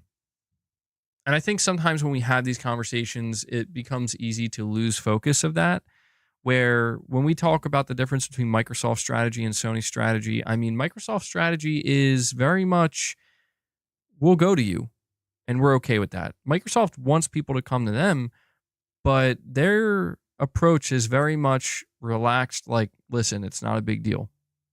We don't care that much. We would like you to come over here. If you don't, just stay put. We'll come to you. Sony's not necessarily putting that energy out there. They're not putting that vibe out there. Sony's vibe is, we want you to come to us, but we also want more money. So we'll sometimes come to you. Like, we'll come to you when we're ready. And we can't really guarantee we're bringing everything, right? So they kind of still leave you in this limbo. They leave you guessing. Yeah, that's interesting. Lego was the one who pitched the Horizon game, the spinoff. Lego pitched it to Guerrilla and to Sony. That's really interesting. You definitely would have thought it was the other way around. Capono, you think I'm underestimating Lego Horizon? I probably am. Yeah, that, for all I know, Lego Horizon could be a massive hit. I mean, Lego is popular, and the Lego games, I think, are pretty popular as well. So this could be huge for Sony. This could be huge. And if it is, who knows how many other Lego PlayStation games we have in store for us. Just a matter of time. Lego God of War, Lego Last of Us, Lego Ghost of Tsushima, Lego everything, Lego Bloodborne. I'd play all of those. Everything I just listed, I'd play them. All right, let's see where we're at here topic-wise. So continuing to talk about the PS5 Pro, I'm going to wrap it up here with one last write-up from PlayStation Lifestyle. It's a bit of a follow-up to Rise of the Ronin. PS5 exclusive Rise of the Ronin update 1.08 was released over the weekend, adding PS5 Pro support ahead of the console's launch. The patch enables improved visuals as well as more stable frame rates, especially during combat. Minor bug fixes have also been applied to the base PS5 version. So this is what they say. PS5 Pro support, quote, enhanced visual fidelity that takes advantage of the PS5 Pro. Both prioritize FPS and prioritize graphics settings feature sharper and clearer visuals as well as higher and more stable frame rates during combat. Bug fixes, other minor bug fixes. We are very happy to bring to you a new way to experience Rise of the Ronin with the PS5 Pro. This is what the development producer had to say in a statement on the PlayStation blog. Not only is there responsive katana action at a high frame rate, but you can also walk through beautiful renditions of the streets of Yokohama, Edo, and Kyoto and meet heroes of the 19th century depicted in greater graphical detail. I hope you will all try and experience this Baku Matsu era world of Japan. So, yeah, just wanted to give you that small little update because we did talk about the fact that Rise of the Ronin is also getting PS5 Pro enhanced. And I think that's a game that could definitely use it, to be honest. You know, it's not the worst looking game, but that's a game that does struggle a bit more, I would say, in terms of overall, visual quality. So, frame rate wise, I'm not too sure. I think the frame rate was good, but there you go. Another game, PS5 Pro enhanced. The patch is out now. Two super chats here. One from Waylark. He says, hypothetically, if Microsoft makes a ton of money from porting everywhere, do you think that turns Sony's head / plans slightly? Microsoft will put games on Switch too. It's possible, Waylark. I mean, I think it depends on what's happening with their hardware sales. So simply put, Waylark, that question is the answer to that question is not determined by how well Microsoft does when they bring their games over to other platforms. That question, the answer to that question is determined by what's going on with console sales. Because I think what's important to understand here is that if Sony reaches some kind of point with the PlayStation console where suddenly the sales are just tanking, if not tanking, noticeably going down month over month, quarter over quarter, year over year, and nothing they do seems to be changing that. If they do a showcase, great, but console sales are still going down. There's rumors of, the PlayStation 6, maybe that's going to generate excitement and maybe the PlayStation 6. But basically, what I'm trying to say is we need to keep in mind that Sony will have no choice, just like Microsoft currently, in some instances, has no choice but to embrace multi-platform. Microsoft has to embrace multi-platform the way they are because it all comes back down to the Xbox One's failure to sell. The Xbox One failed to sell at the rate at which it needed to justify everything Microsoft was doing. And the Series consoles sold even worse. And so because of that, Microsoft now has no choice, especially now buying publishers. They have no choice to embrace multi-platform. Because that's really the only way they're going to make the type of money they need to make to grow their business and to justify everything they're doing. Everything I just said can become applicable to Sony under the right circumstances. And those right circumstances are console sales begin to drop substantially, and nothing Sony does is recovering them. If the signal is sent to Sony in the next 2, 3, 4, even 5 years, if the signal is sent to Sony that people are kind of not done with the console, but the heyday of hitting 80, 90, 100, 120 million console sales, that's over. And there's nothing you can do about it. The market has decided that that's over. Maybe you can expect 50, 60, 70 million sales, maybe 80 on the high end. But that's about it. That's the ceiling now. If that is the message that gets communicated to Sony, then they will have no choice but to begin embracing getting even more aggressive with multi-platform ports, because they cannot and they will not just sit there and stagnate.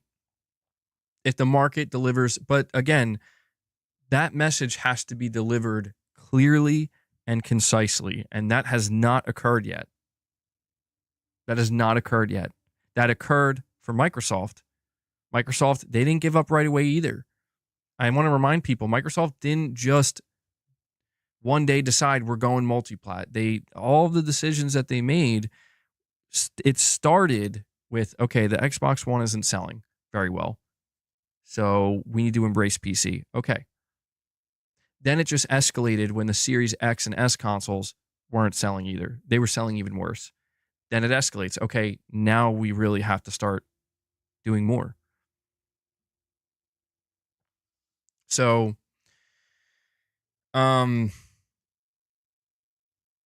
it's a slippery slope, I would say, at this point, and no one really knows what happens next. Even Sony doesn't. Sony said at the beginning of this year, they straight up told their investors, we have lost the ability to properly read the future or predict console sales. They said this to their investors. And they followed it up by saying, but we are going to predict that they're going to continue to drop. And they predicted that because they want to play it safe. They don't want to presume that things are just going to go up and then end up, indirectly or accidentally misleading shareholders. That would be the worst result. Kyle Say Stuff, you're saying, got a PS5 disc drive on Temu, realized it's completely fake. I'm sorry to hear that, Kyle Say Stuff. Got one from PlayStation Direct now since it's in stock in the UK. Never buying from Temu again, LOL. Damn, bro. I'm so sorry to hear that, Kyle Say Stuff. Or I'll just say Kyle. I don't know why I'll just call you Kyle. I don't know why I'm saying Kyle Say Stuff. Got my PS5 disc drive from Temu just to realize it wasn't even real. That's depressing, man. Bro got scammed for PS5 disc drive from Temu. It's too low. It's not going to show up.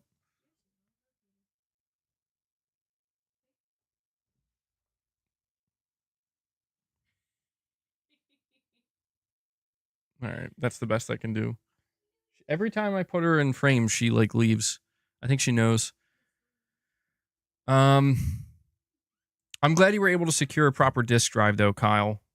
Just in time. I don't think I've ever purchased anything from Temu, and I don't think I ever will, especially after hearing this.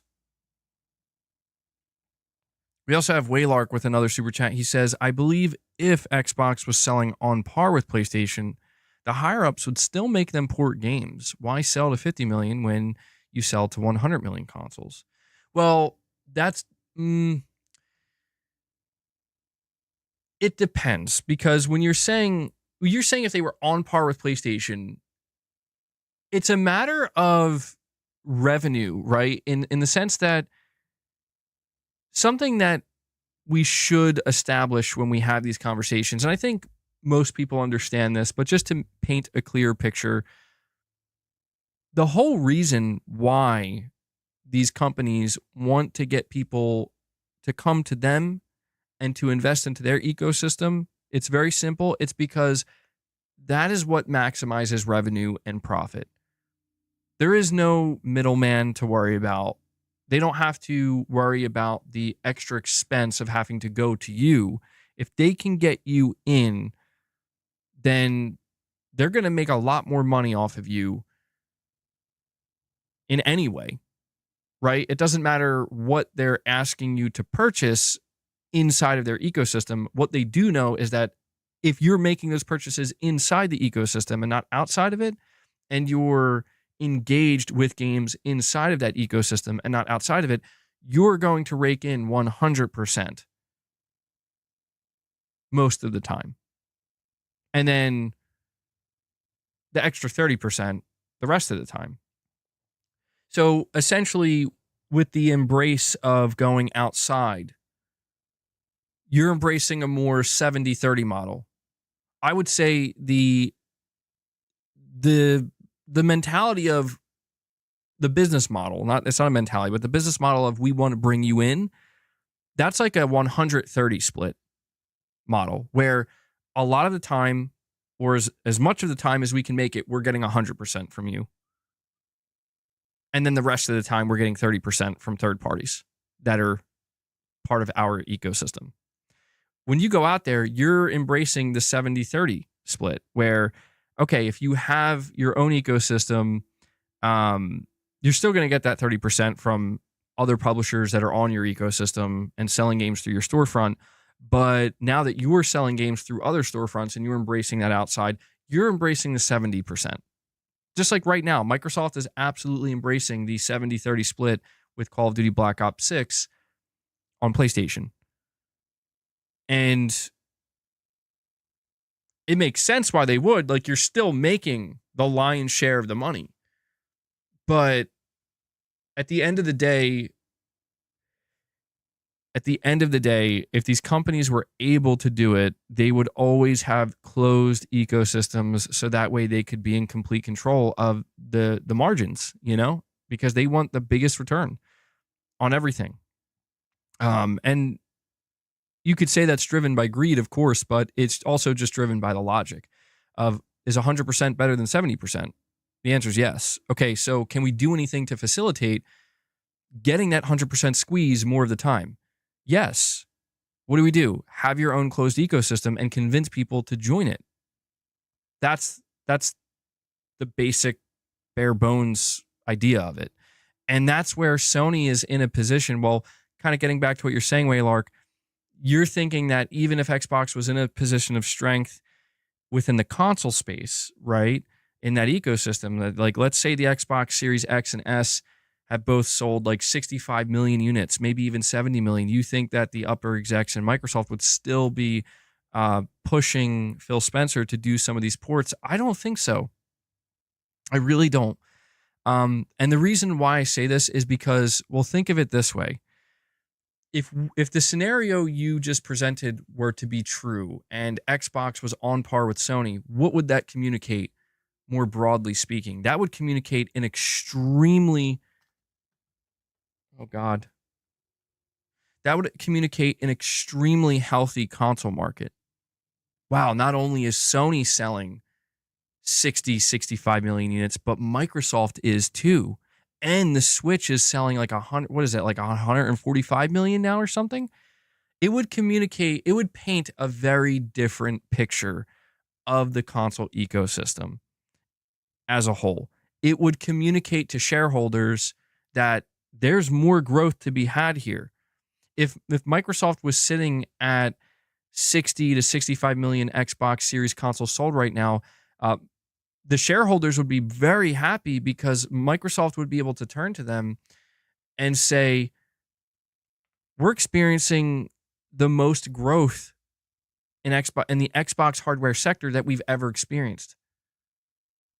And they would firmly believe that there's more to rake in. We can go higher. We can go from 60 to 70, from 70 to 80, from 80 to 90, and so on and so forth. And it would create a newfound belief in the model, is what I'm trying to say, Waylark. And that belief doesn't exist right now because, well, the opposite would happen. Or not would happen. The opposite did happen, where I always try to remind people of this because it's a very interesting insight into the way Microsoft works. When Satya Nadella, he was still the CEO of Microsoft back when the Xbox One launched, okay? Satya Nadella was the CEO. At least I'm pretty sure he was. I'm fairly certain he was still the CEO. I actually want to double check myself on this real quick.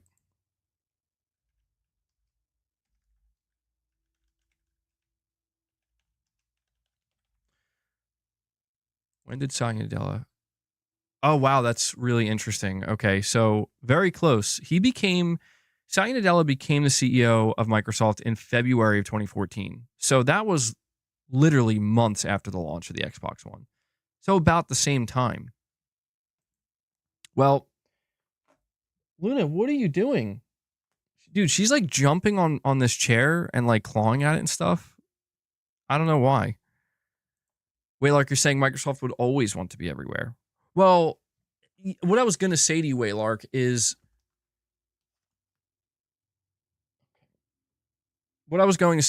that I always try to remind people that when the Xbox One first launched, or when it was like first being announced and getting ready to launch in November of 2013, Microsoft said they are pushing to try to sell 200 million lifetime units of the Xbox One, which would by far and away be a new record in the console space. Think about that for a moment. Like, they had that level of belief in the console ecosystem, and they had that because of how well the 360 did. They saw, oh my God, the 360, we sold like what, 84, 85 million units? How far can we go? Let's try to be the first one to hit the 200 million mark. And I think that's awesome that they had that mentality, but it just goes to show that, like, at one point in time, Microsoft was all in and firmly believed in this model. They believed it to a point where they thought they were going to be the first ones to achieve something that has never been achieved in this space before. It just turns out they were completely wrong and deluded for thinking that. But Luna, please don't destroy my chair. But that's where it's like, it's all a matter of which way the arrow's going. You know, right now, if Microsoft saw that the arrow was going up for the hardware ecosystem space, they would be doing more to try to get you in it. They would be doing more. But the only thing Microsoft has seen, pretty much ironically enough, since Satya Nadella became CEO, and I'm actually really fascinated by the fact that Satya Nadella became the CEO in February 2014. That means pretty much since the launch of the Xbox One, he's witnessed just the arrow going down the whole time over the last 10 years for the Xbox console. And I think it makes sense why he has the mentality as the CEO. Like, why are we doing this again? Like, you know what I mean? Like, what's the point of exclusives? Like, why are we not everywhere? So maybe you're right, Waylark. There's a chance you're right, given who the CEO of Microsoft is. Maybe they would still be pushing for this. Maybe they would just view it like, we can have it all. We can still have these sales and still do well and still put our games everywhere. Maybe that's what Sony thinks too. But right now, one of the more interesting things, in my opinion, is the fact that console sales, they are in a, and I'm not just talking about Sony, I'm talking about like the entire console market. They're in an interesting place right now. And I think they're at a bit of a crossroads where we really are going to have to see how the second half of the PS5 generation pans out sales-wise. We know how the remainder of the generation looks for Xbox sales. We're also going to have to see just how well the Switch 2 does sales-wise, because I think there's this expectation that the Switch 2, and we're going to talk about that in a little bit, is just going to explode, and maybe it will. Seems like it will. But there's every chance, right? There's every possibility that maybe it won't sell as well as the Switch one. What then? You know what I'm saying? What then? It all comes down to how much faith and belief these companies, as well as the shareholders that are investing in these companies, have in the more traditional hardware ecosystem model. And there's a lot that I think is going to occur in the next couple of years. I mean, think of GTA 6. I've brought GTA 6 up numerous times. I've even went on record saying I think GTA 6 alone could get the PS5 to 100 million. And I still think that. But it's so fascinating to think, like, really, like, what does that say? If it takes this one game to like push everything, what does that say about the industry as a whole? And that's, I think, where the conversation begins to get very interesting. Where it's like, I don't really know what that says, but I get, like, my instinct tells me something feels very wrong about that. Like, how can so much rest on the shoulders of just one singular game? And Waylark again with the super chat. Waylark, I appreciate all the support, buddy. You're saying Sony/Xbox were all on the disc drives once too. Well, you got to remind me of that, Waylark. I know, man. It's just the nature of these things. It's the nature of time. It moves forward, things change, and the market changes with it. New generations of gamers rise up, start spending their money. MBG Marathon's game director just put out a 10-minute update on the game, and the biggest news seems to be that they are going to be aiming for a mid to late 2025, and they will be doing public play tests. Oh, very interesting. Thank you for letting me know that, Ahoy Tyler. I don't think I'm gonna watch that video now. I didn't have Marathon on the docket for today's topics, but we're gonna be doing streams throughout the week. Maybe we could talk about this more in depth tomorrow. But that's interesting. By the way, guys, once again, please do me a favor if you haven't already. Take a moment of your time and hit that like button for me. By pressing the like button, lets me know you guys are enjoying the content, and it helps out the streams. We're sitting at 155 likes. I want to see a big push. Let's see if we can get to 175, and then not too long after that, maybe we can push to get 200 likes on the stream. Really helps it out. GTA games carried the PSP. The primary reason the PS Vita failed, it didn't have GTA games. It's an interesting theory. I don't know if there's truth to that, but I think there might be some truth to it.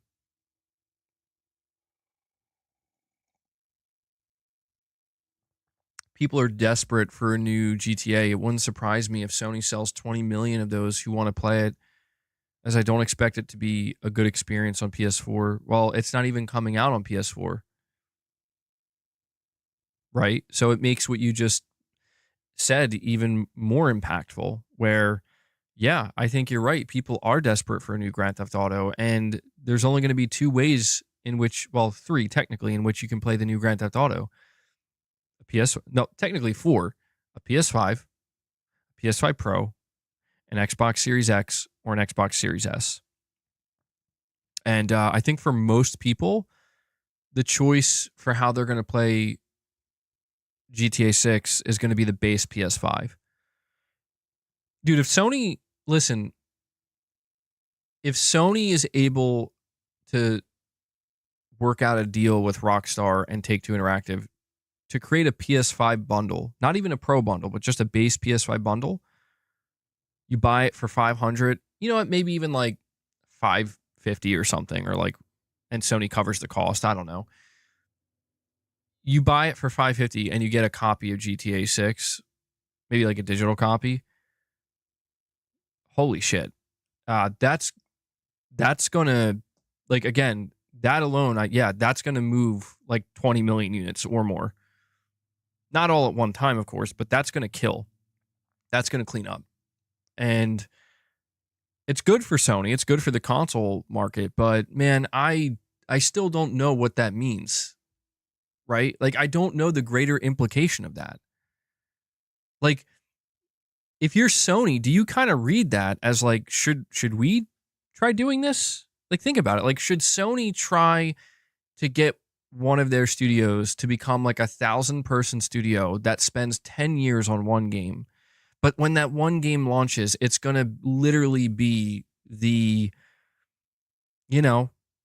going to be the clincher, I guess, for the entire generation. I'm just throwing it out there, Is it a possibility that they could try to do something like that? Could they even succeed in doing so? I mean, people always kind of talk about the idea of like, what if Sony got GTA as an exclusive? What if Sony got Cyberpunk or The Witcher as an exclusive? And I'm like, what if Sony just made a game like that from one of their studios and it is exclusive?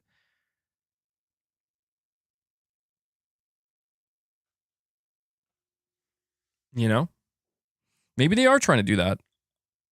Maybe this is why Sony is kind of okay with scaling their studios up and pouring more money into them and trying to, let them go bigger with their games. Maybe this is why, because Sony, maybe they do believe if they can strike gold one day. You could argue they already did strike gold multiple times, but I mean in a much bigger way. Sony gets their own Elden Ring. Sony gets their own Cyberpunk. Sony gets their own GTA from one of their studios.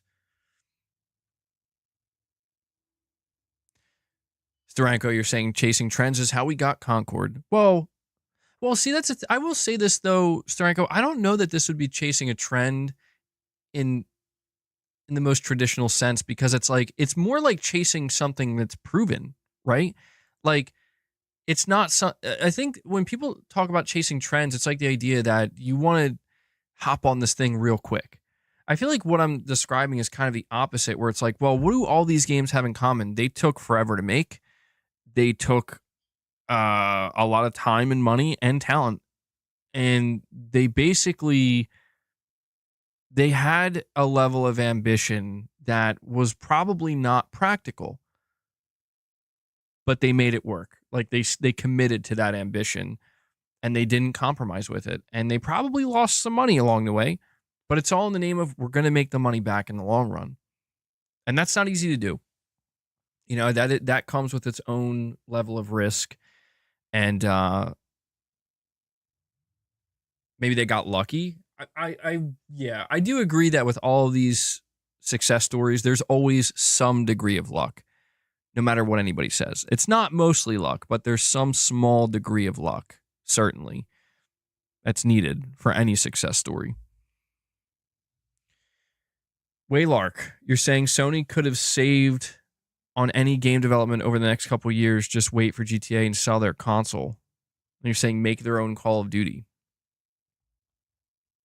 I do wonder what Sony is going to do when the 10-year contract is up for Call of Duty.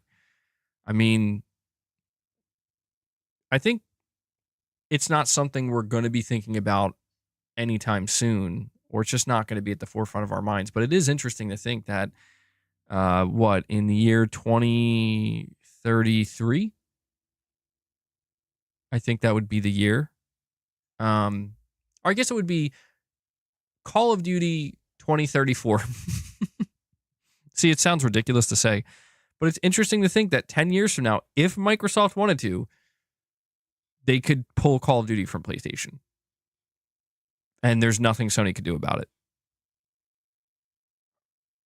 But yeah, 10 years is such a long time. 10 years is such a long time that it's like, who the hell knows what the... Oh, am I frozen? Oh, God. Not again. Not again. No. No, we were doing so good. We were doing so good. I know the video's frozen. Give me a second. I'll see if I can fix it. We were doing so good.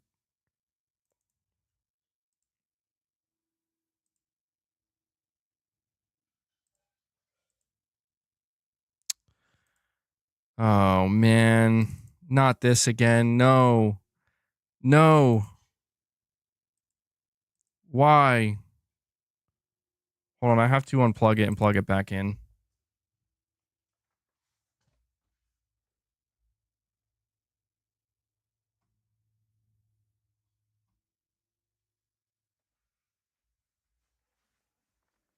I hope this fixes it.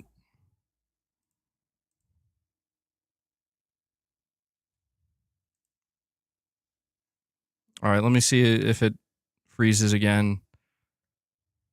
See, we'll just give it a second here before I continue my conversation. That was such a weird freeze frame too. All right. Oh God. Yeah, I see. It's doing it again.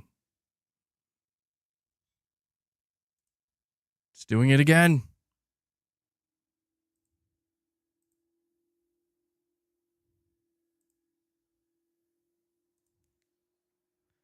I'm gonna be so paranoid now.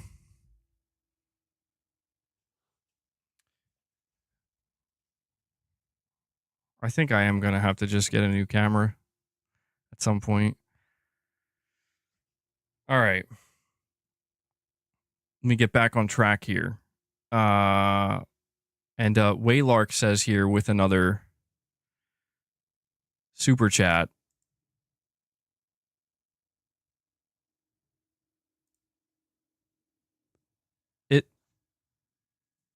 It looks like it's I'm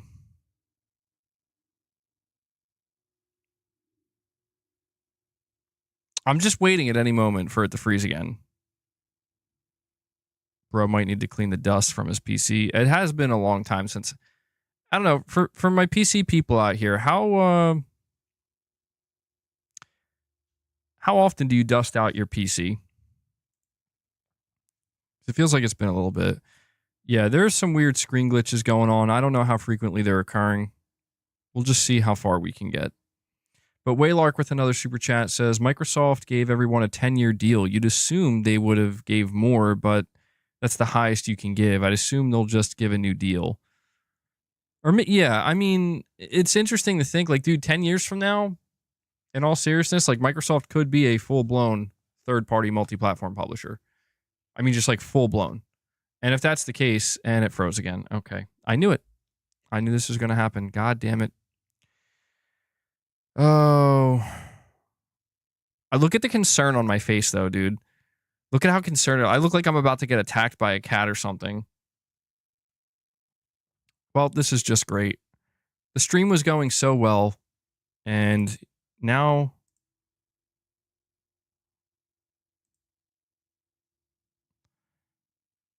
it's just going to be broken again. I don't understand. Like, how can I have multiple... Wait, what? Now the other freeze frame is back? What is happening, dude? That is the craziest shit. Hold on. How did that even happen? It literally went back. This should be an emote. This is crazy. It's beyond frozen. MB freeze.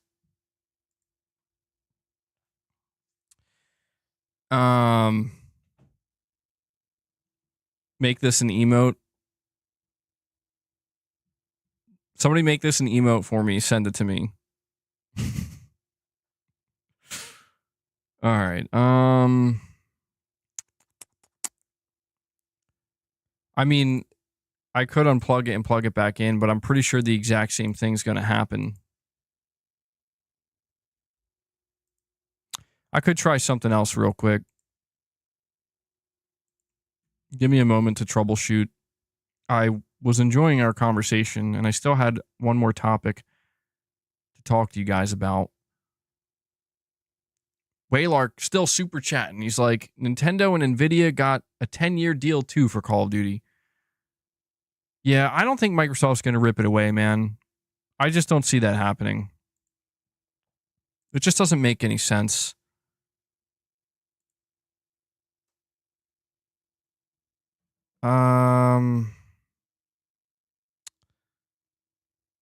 You know what? Hold on. I got multiple video capture devices here. Maybe this is what's going wrong.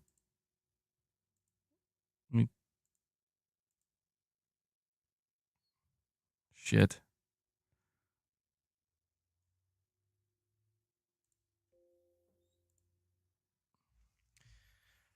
Always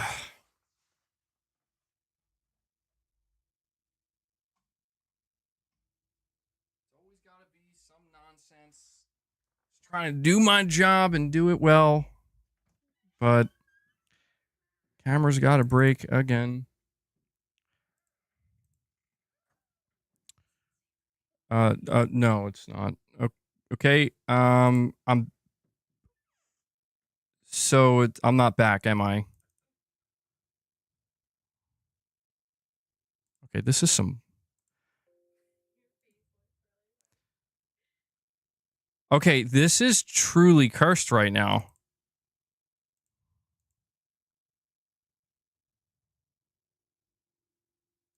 Okay, we're back. Let's see how long it lasts until it freezes again.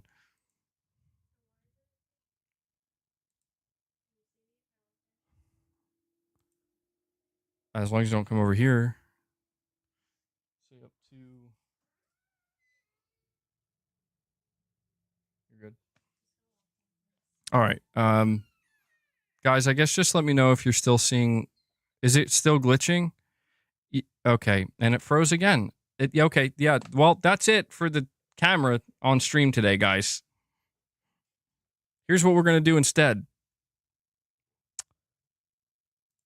I'm gonna. Yeah, it froze. So I'm gonna ask you guys to please start donating now towards a cause, and that is to help me acquire a new camera, because this is this is pretty crap. I'm gonna put something up on screen because I do want to continue my conversation with you guys. I just don't know what to put up on screen. I need to get myself off the screen as fast as possible. God, I don't know what to put up. I'm trying to find something.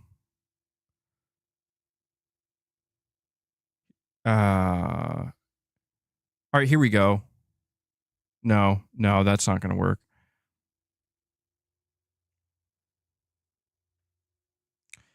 Hang tight, guys. Hang tight. I have to have something here that I can use. Something good. Something appropriate.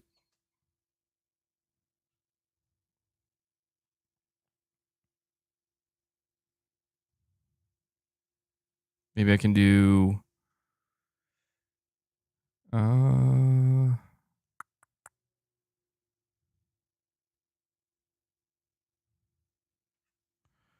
right, maybe I'll just put this up. And it's not even. It's not even. Okay. Well.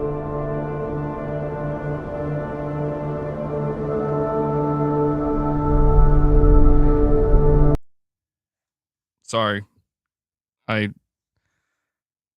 Here we go. This is it.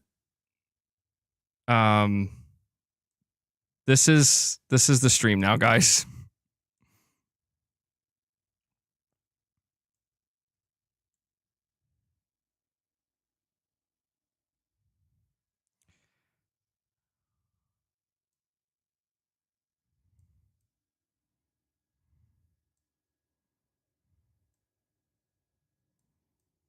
Just some Silent Hill 2 footage. All right. As we continue our conversation. Just cancel the Pro and get a new camera. At the rate things are going, I'm going to have to. Although I just got notified by Sony that they are, they already charged me. So.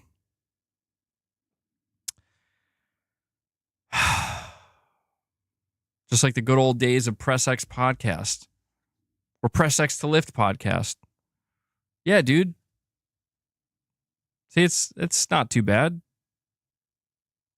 It's not too bad. Waylark, also with a super chat, says, never know, more might tune in, not seeing your face. I don't know. I could experiment, right? And just see what happens. Maybe we could just do a new thing for each stream where it's like, at any point, the camera is going to go out. So let's see how long we can go before the camera goes out.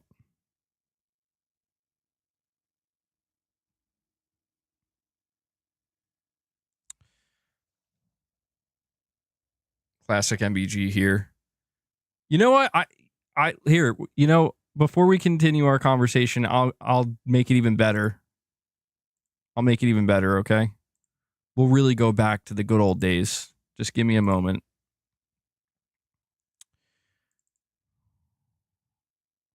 Here we go.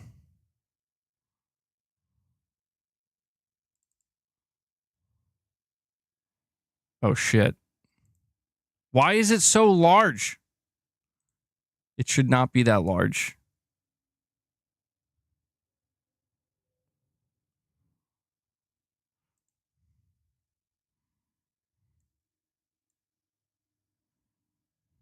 Hold on. We're doing it live, you know? I have too many sources now. I don't even know what I'm looking at.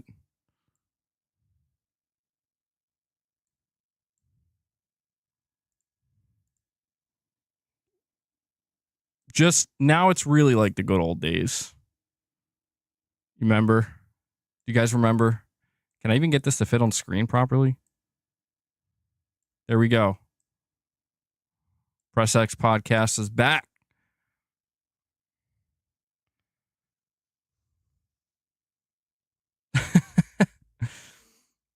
Man, I love how it says up there every Sunday, 12. That's awesome. Well, this isn't too bad, right? I feel like people like me better when I wasn't on camera. I would honestly be genuinely curious to see what happens if I were to do a couple streams like off camera. Trying to center this a little bit. Going back to the classic format here. I think the camera's better. I mean, it's easier. I'll tell you that. It's a lot easier.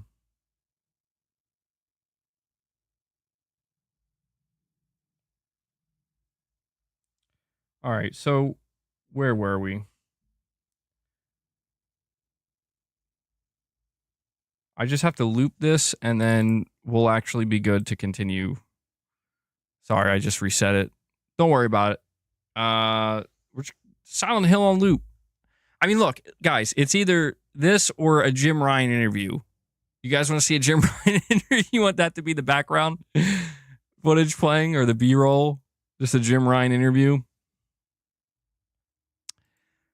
No. Unknown's just like, no, bro.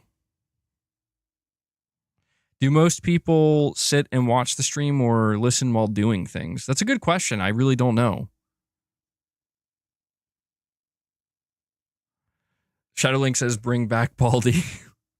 My hat's off right now, guys. It's like the camera like starts working again as soon as I take my hat off. Could you imagine that? That'd be one hell of a way to do the head reveal, you know? Angry Well Watcher says he's a listener. Kaz Jam says he listens while driving. Devil Child. What are you doing here? What is happening right now? I feel like this entire stream is collapsing. This is background of you getting waxed in Black Ops 6. I'll have you know I did pretty good yesterday. Okay, I even had somebody in the who was playing in the lobby saying, you know, don't take offense to this, MVG, but you're actually better than I expected. I was like, yeah, bro, I'm not the best, but I was trying to tell people like I'm really not that bad at first person shooters. Like I'm really not that bad. I've been playing them my whole life.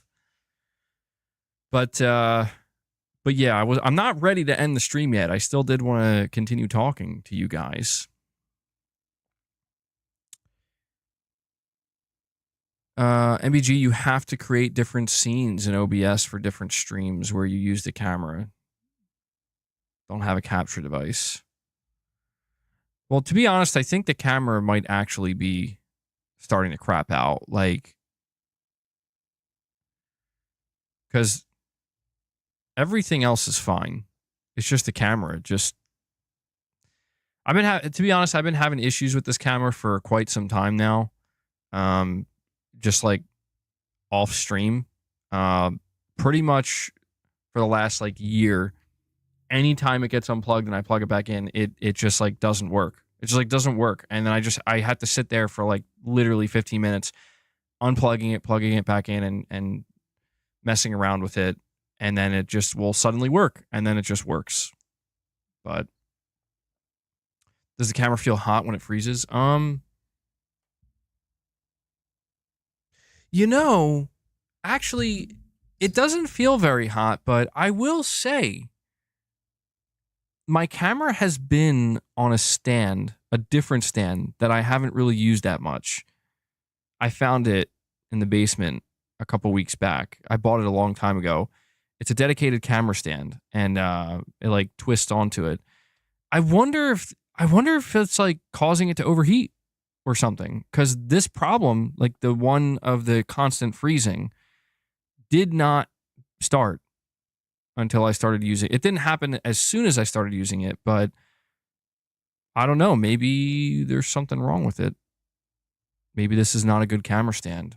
I'll experiment tomorrow. I'll get my old stand that I was using and I'll try it out and I'll see if we have any problems. For the remainder of the stream, though, I guess this is just how it's going to have to be.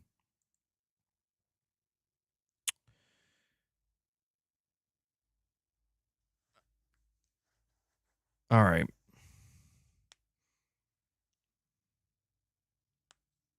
Contrast detect autofocus. Tend to hunt a lot. You need something with phase detect autofocus. I don't know. I don't know what I just read.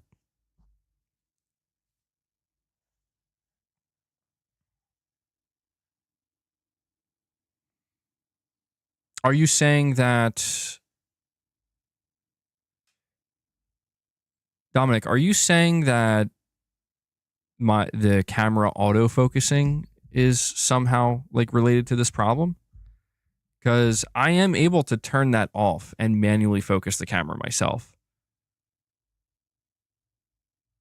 Maybe I'm misunderstanding what you're typing, or I'm not reading it correctly. But I could mess around with that too, I guess, you know. I can't do it live. It won't let me go into the software, but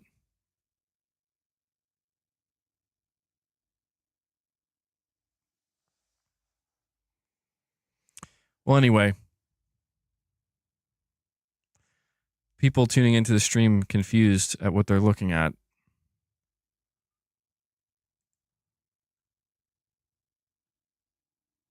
No, what I'm saying, it's the design of the camera. You need something different. Okay. Well, I guess I'll have to. I'll try. I'll try my idea tomorrow. I'll bring back my old stand for the camera and see if we have any issues. And if it persists after that, then yeah, I'll just have to, I guess, figure out a way to buy a new camera. Wes is saying, yeah, what am I looking at? My camera, like, basically broke midstream, or at least it's not working right now, and I can't fix it. So this is the best we can do for now.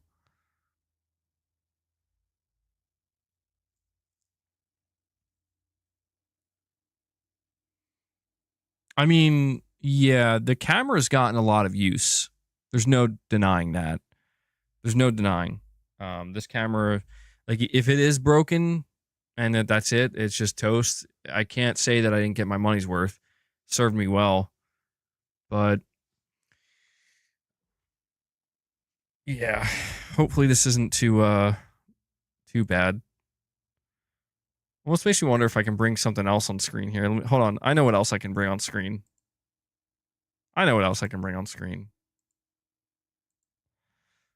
It'll be like nothing actually changed. Just give me a moment to find it.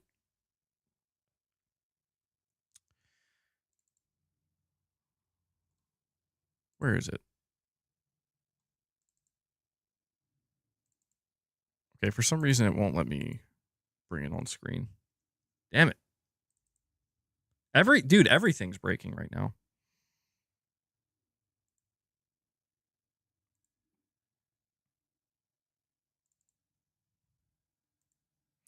Well, I did still want to talk to you guys.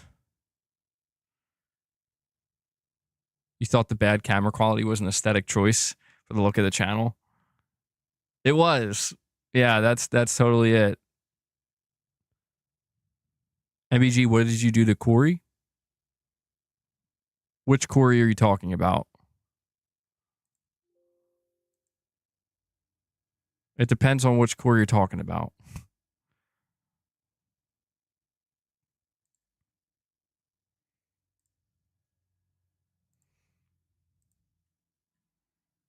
Oh, the donator. Oh, Corey Landiga. I don't know. People have been asking about him for a while. I don't know, man. I haven't heard anything. How many Corys are there? I think there's at least two, right? I mean, sometimes people say Corey, maybe Corey Barlog. I don't know.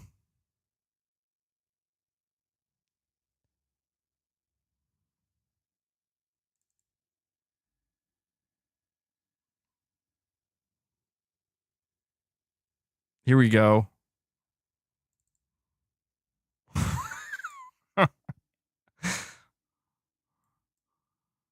Just God, I think it's like funnier if I put this over one of it's perfect.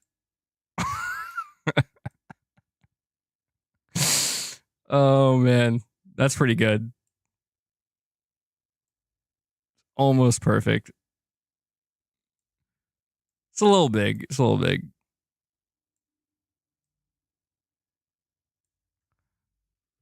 So there we go. We got some Cerny up in here. This is it. This is the new way forward. Let's see what else. Let's see what else we can get. Um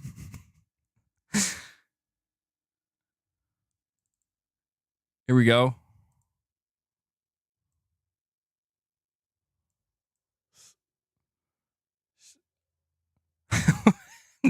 On Spider-Man's body, bro.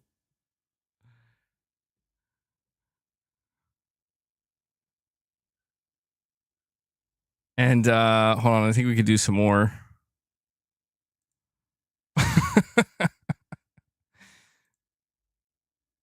Maybe it is better when I'm off camera. Who else do we got here?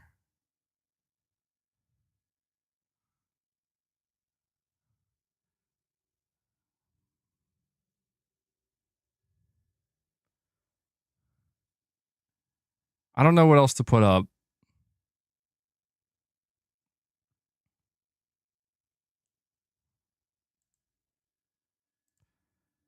Jim Ryan.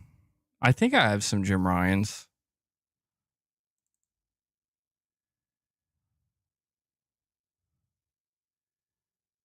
Oh, here's one. Here's another one.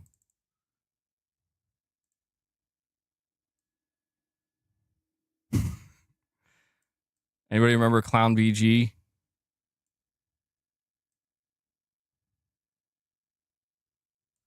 I feel like this one doesn't look right over putting it like here, bottom corner.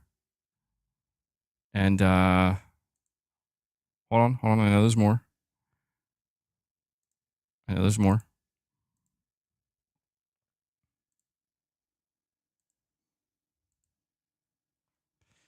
I love it, man. I love the days when it's like, I'm going to have a great stream today. Everything's going to go great. Nothing's going to go wrong. Surely nothing's going to go wrong. I love how there's one here. It's the blue box. It's the blue box, man.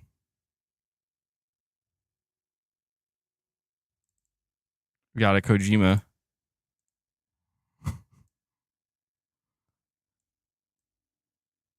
Kojima is Kratos. There we go. Perfect. All right. We've achieved peak stream. Dark Demon Me is like, next topic, please. I'm not going to lie. I kind of like this. It feels freeing to not be on camera. I can do whatever I want right now. I can do whatever I want. No wonder why so many people don't stream on camera. I should become a VTuber.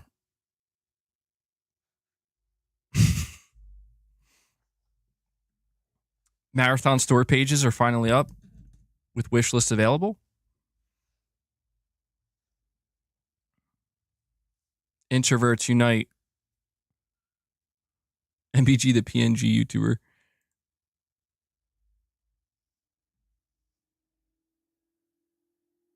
Carl G says he's going to have nightmares tonight. Well, we did have one more topic to discuss, guys.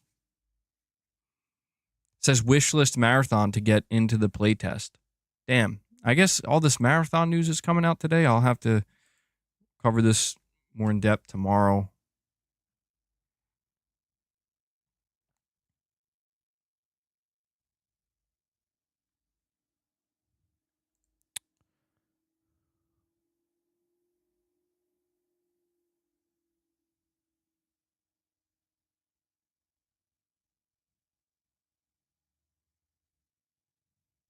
Huh. All right. Okay. We'll talk more about marathon tomorrow, I guess.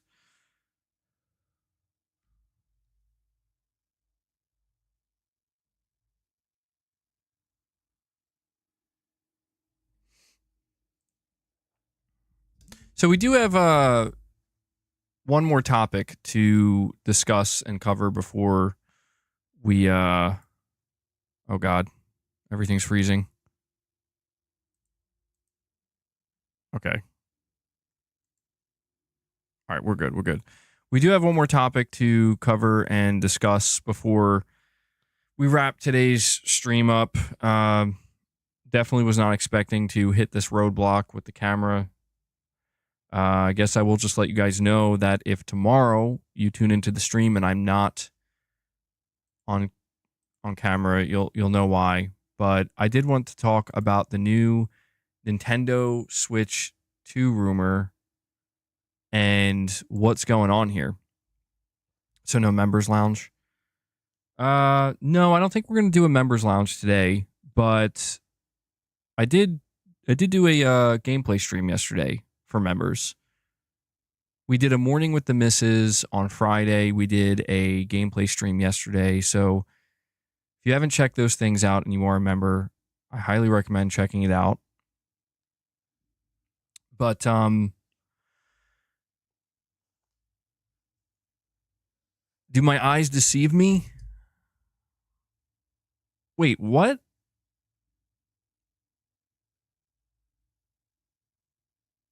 Okay, hold on. Is that Corey Landiga? Is that Corey the Legend Landiga? This can't. No, now this can't be real. We were just talking about him. No, that's not really him. That has to be somebody. I'm very confused.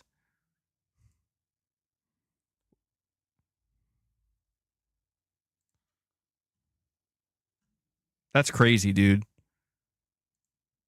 Like, so let me get this straight. Hold on. The way these events just unfolded, my camera just broke. I bring back Press X podcast. People then start asking about Corey Landiga randomly. And then Corey Landiga shows up. What's next? Like, what's next? We're going to get a tweet from Blue Box Game Studios.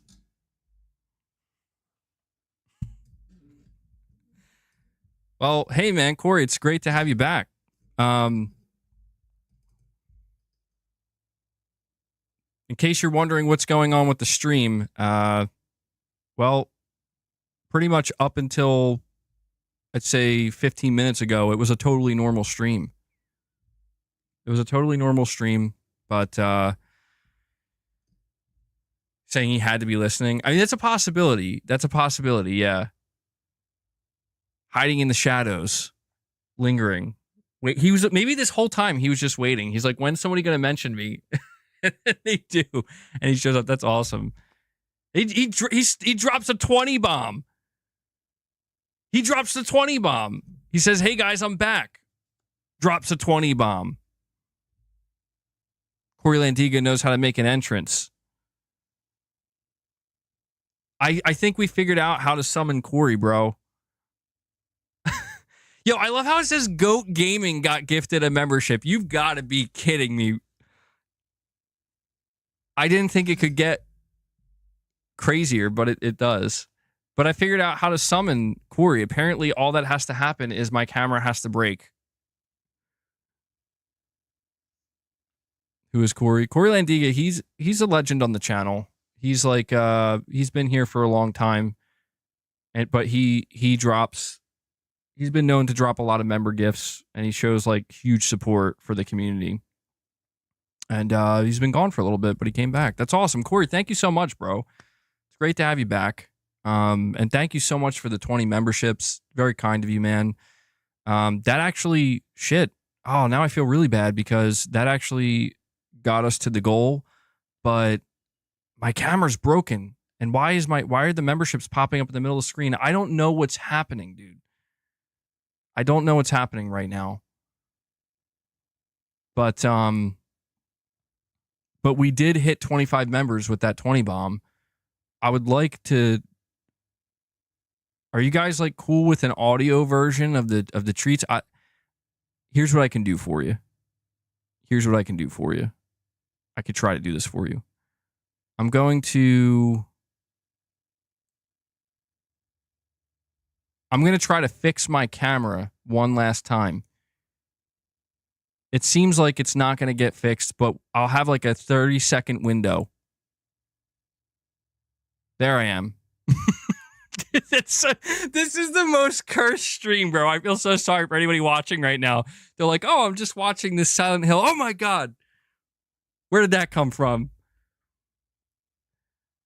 I have a reason for doing this, though. I'm going to reset my camera one more time because we hit 25 members, and I'm going to see within that 30-second window if I can feed the beast before it freezes. Okay, so let me get him in here. Come on, boss. All right, here we go.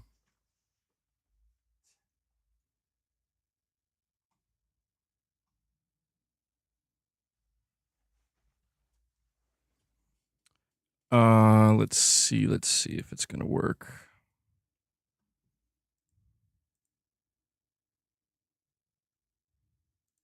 Okay, really quick, here we are. Here you go, bro. What kind of freeze frame can we get?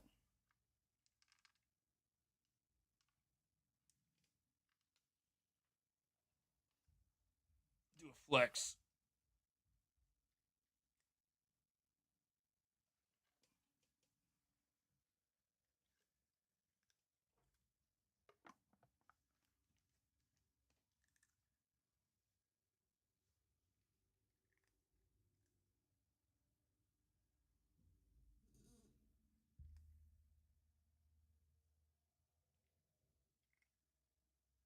I'm like waiting for it to freeze, and it's not freezing.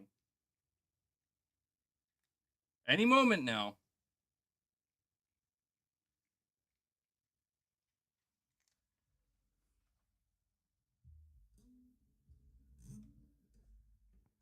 And Hellbound drops a 5 bomb as well. Hellbound, thank you so much, man. Oh, wait, there it is. It's going to freeze any second. But that brings us to 30 members on the day. Thank you guys so much for the support. I'm telling you, it's going to freeze any second.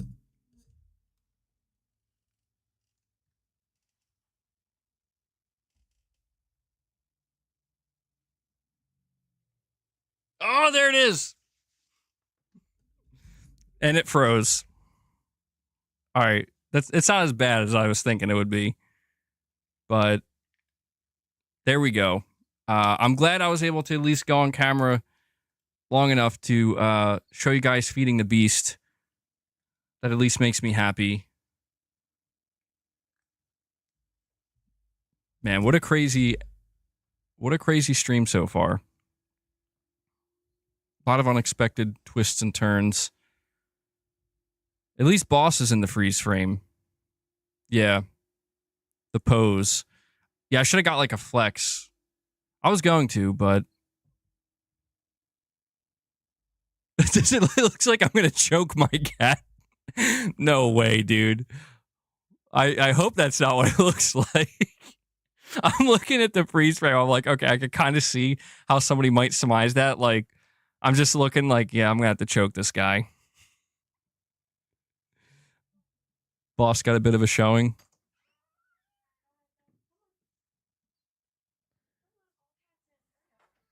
Luna's in here too. Luna and Leia just entered. Let me tell you something, brother. That's so funny, dude. Oh, man. Donator, the cat gets it. Do you hear Ross growling, by the way? He's growling at Luna. All right. Here we go. We got, let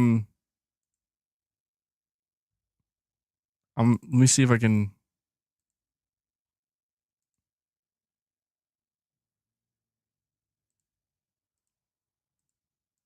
All right. So that's back up, but.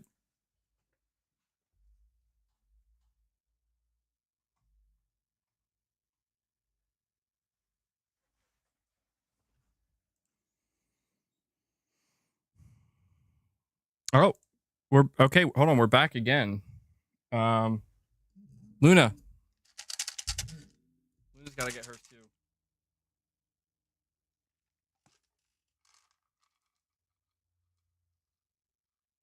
Oh, it's too much, I think.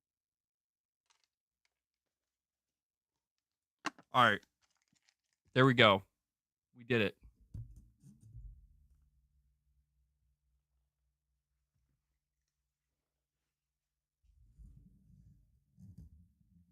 Now we wait.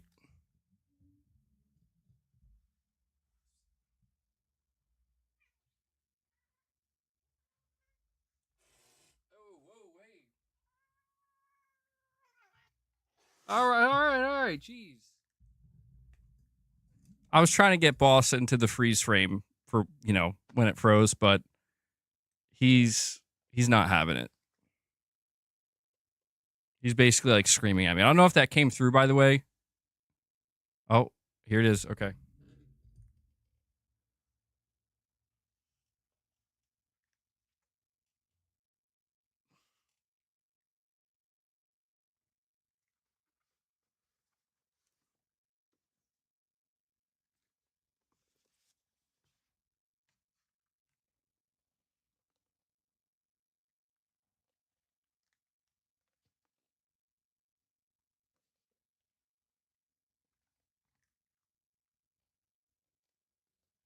It's not freezing, man. Come on. I'm over here.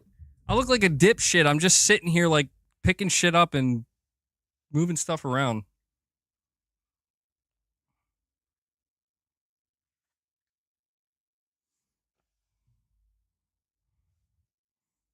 I guess it's fixed. It lasted longer this time. Now that we said that, though. Yeah, I do apologize to anybody who was enjoying the gaming related conversation because I was as well. But, shit's just got to break, I guess. It's just got to break. But, very strange turn of events, man. For the last, 20 minutes or so of the stream. I really do wonder if it's fixed now, though. Like, it should have frozen by now. It's a good thing I didn't just sit there the whole time. It keeps glitching out, though. Keeps glitching out. I did have one last topic I wanted to talk to you guys about with the Switch 2 rumor. Wes, you're saying it's because you joined? I don't know. Something occurred. Man, I don't know if you guys can tell or have noticed. I mean, if I can notice, you probably can, but Luna's getting big, dude. Like, I'm starting to wonder if Luna's straight up an actual panther. Like, I'm getting a little bit nervous. You ever hear those stories where people, they adopt what they think is a cat? Turns out they adopted a baby panther, and they don't find out till like a year later when it just won't stop growing. She's getting huge. She's so long. Saying that is software related, MUG. That is not the camera. Huh.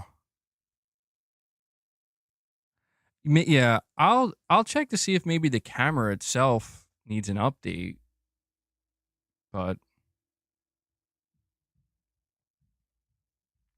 she's not micro anymore. No, she's definitely not.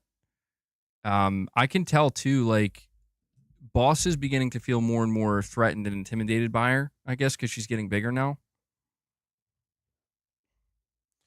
But all All right, so everybody keeps saying update drivers, man. All right, I guess I'm gonna have to YouTube it. I'm gonna have to figure out how to update my drivers, because if that's really what's causing it, I don't want to have to buy a new camera if I don't have to. Um, but guys, we're gonna get back on track here. We're gonna get back on track, and we're gonna finish. We're gonna finish strong with the last topic of discussion today. And be joined by my co-host.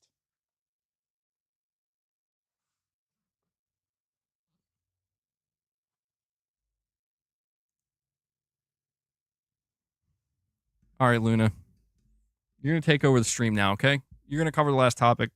Luna's a Switch. She's a Nintendo fangirl. So, oh my god, look at this. Look at this psycho. Look at her eyes, dude. She's insane.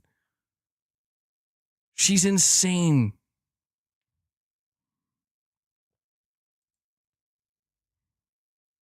It's her chair now, dude.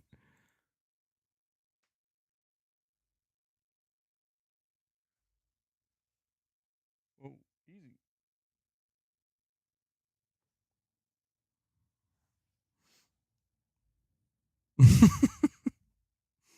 All right.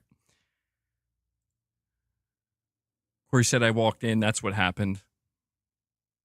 Yeah, that was crazy timing. Like, I legitimately don't know if you were actually lingering around like the stream today, but that was legitimately insane timing where like the camera breaks, people start asking about you, and then boom. That was funny. I did lose the chair, Hellbound. You know what's weird? I think she's showing off for the stream or something, because she never did this before. This chair's been sitting here this whole time, and she never once jumped on the top like that. But now I feel like she's trying to say something. She's like, "Yeah, this is mine. I've claimed this." She's got that crazy stare too. Yeah, like I understand why Boss is terrified of her. Look at her. She's looking into your soul right now, bro. Switch 2. All right. Back on track. Guys, if you're enjoying the stream, if you're enjoying the insanity of this stream, please hit the like button. We're sitting at 182 likes. Let's see if we can bump that up. I also want to move this up here because I feel bad. We crushed the goal, but you can't see it. There we go. Let's talk about the Nintendo Switch. The Nintendo Switch 2 is coming. And we have a couple of rumors. So, is anybody else a little bit surprised? I did that backwards. My bad. Anybody else a little bit surprised that we haven't had the actual Switch revealed by this point? Because I would have expected the Switch 2 to be revealed. All right, you know what? Hold on. I want to try something before we continue our conversation about the Switch. I'm a little bit nervous. You know what? That's risky. That's super risky. I want to sit in the chair to see if she attacks my head. What if she pulls my hat off? What if she pulls my hat off?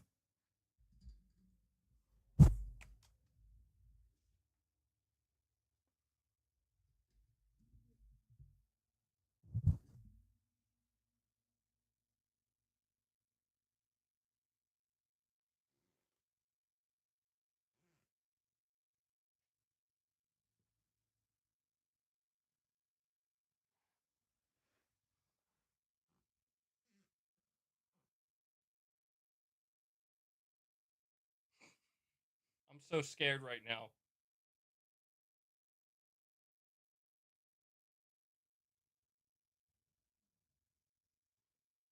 All right.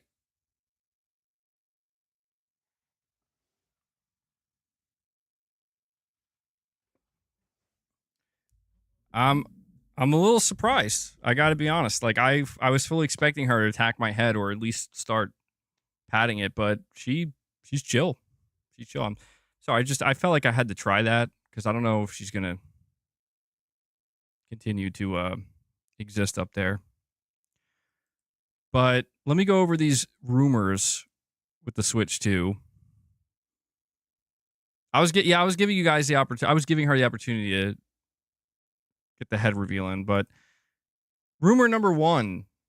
This comes from WCCF Tech. Multiple third-party remasters could be hitting the Nintendo Switch in 2025 to compensate for the publisher's internal team's focus on the console's successor, the Switch 2.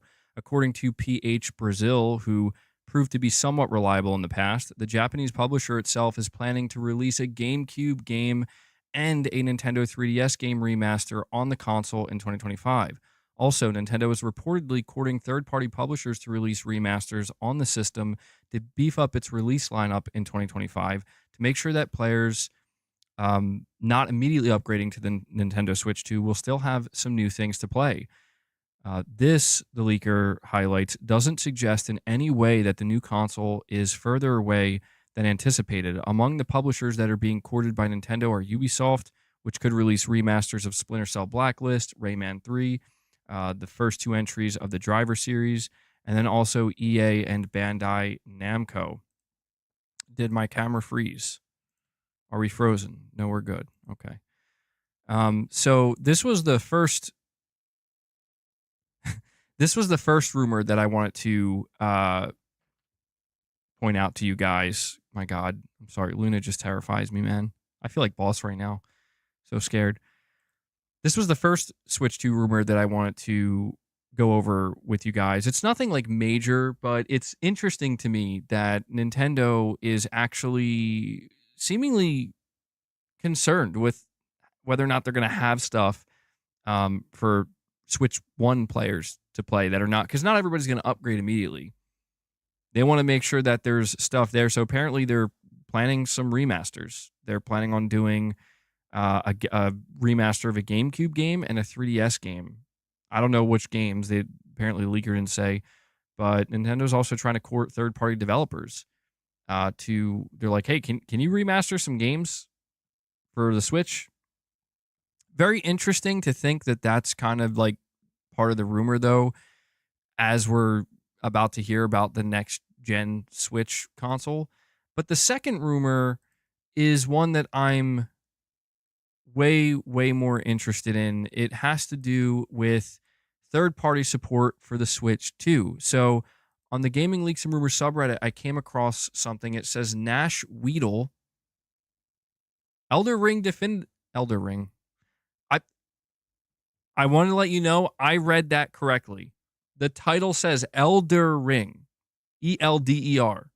It's clearly a typo, but I read it correctly. Elden Ring Definitive Edition in development for Switch 2. Leak Express, a port of Elden Ring is in development for Switch 2, which will receive the name Definitive Edition. It seems that Virtuos could be responsible for said port and that it would arrive by the end of 2025. Now,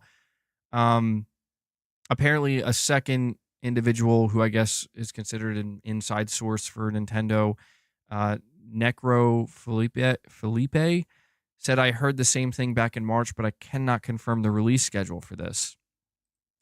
This is something that I wanted to point out to you guys because we have been talking extensively about the Switch 2 and third-party support and what this could... Oh my God. Sorry. She's just so loud and she pounces out of nowhere. We've been talking extensively about the Switch 2 and specifically... And it froze. Holy shit, it froze. Oh my God. I mean, I guess that's not the worst freeze in the world, but damn it. I really thought it was, I thought we were good, man. I was on topic and everything. Oh, blame Luna. It does seem like it was going well until she jumped up onto the chair again.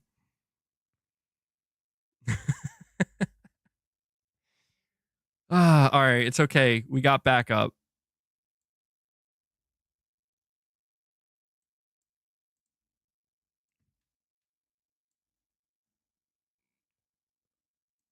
Oh man, this is so Okay. No, I don't know what's happening, guys. Everything's breaking down. It's all breaking down. There we go. Okay. Here we are. It's just like nothing happened. Okay. It's like nothing happened.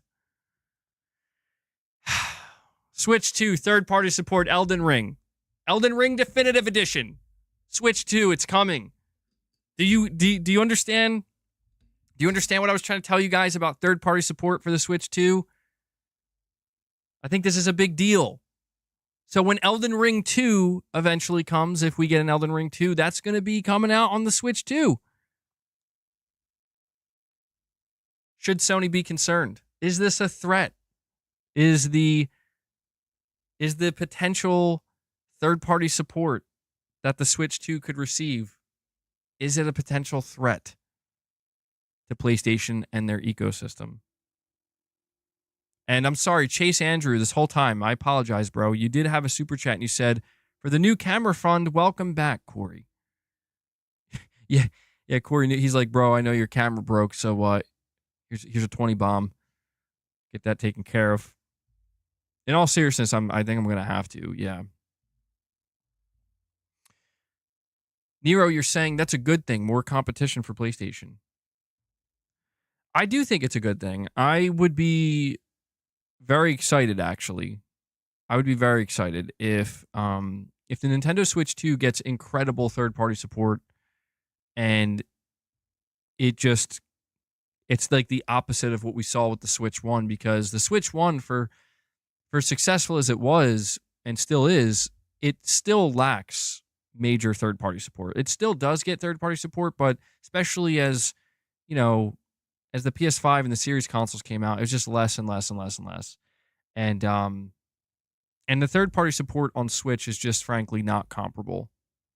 It's not comparable to what you see on the current gen consoles. So if the Switch 2 gets amazing third-party support, just as good third-party support as Xbox, I mean, I think that would be good, because it would push Sony. Like, Sony, you're going to have to do more to differentiate your ecosystem, because the Switch 2 is probably going to do very well. I think it's safe to say that. So I'm all for this, man, but I wanted to highlight this because I do think that this is kind of the first. I don't know if there have been other Switch 2 like third-party games rumored, but I think this is like one of the biggest Switch 2 rumors in terms of third-party support. And I would assume if there's going to be an Elden Ring Definitive Edition, that's also probably going to launch for PS5 and series consoles as well. Like, they're going to re-release it in general. You're just hoping for backwards compatibility. I think you're going to get it. Yeah. Nintendo would be making a huge mistake, I think, if they tried to release the Nintendo Switch 2 without backwards compatibility. I mean, I know Nintendo can be stubborn sometimes, but there's no way they'll do that.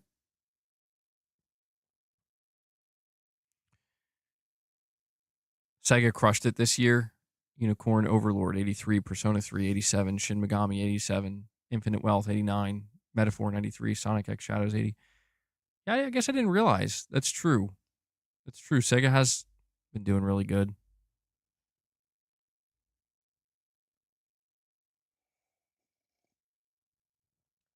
If Xbox get out of the console business, we'll return to the balance. Yin and yang, PlayStation, Switch. I mean, I don't know what that would look like at this point in time, just Nintendo and Sony in the console space, but I don't think Microsoft's going to be leaving. If Microsoft does leave the console space, I think it would happen after one more generation. I think there would be at least one more generation of Xbox console. And then maybe after that, they'd be like, all right, peace, we're out. But I'm going to be definitely following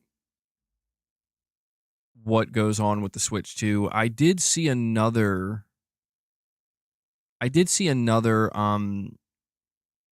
rumor, and I'll just mention this here. I don't think there's any truth to it, but apparently that PH Brazil guy, he claimed that he believes the Nintendo Switch 2 is getting revealed this week, specifically on Monday or Tuesday. Well, it's Monday right now. It's midday Monday.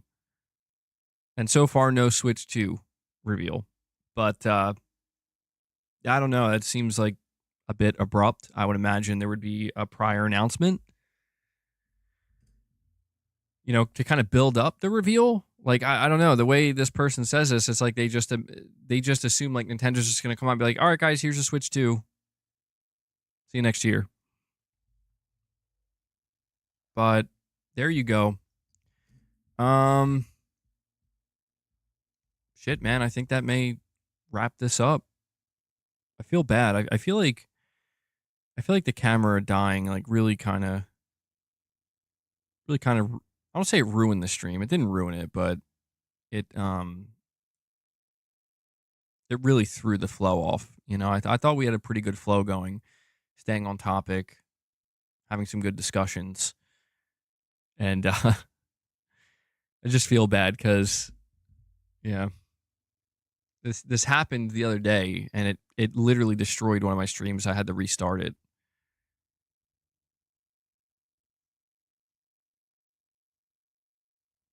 I'll try what I said, though. We'll be coming back tomorrow with another stream.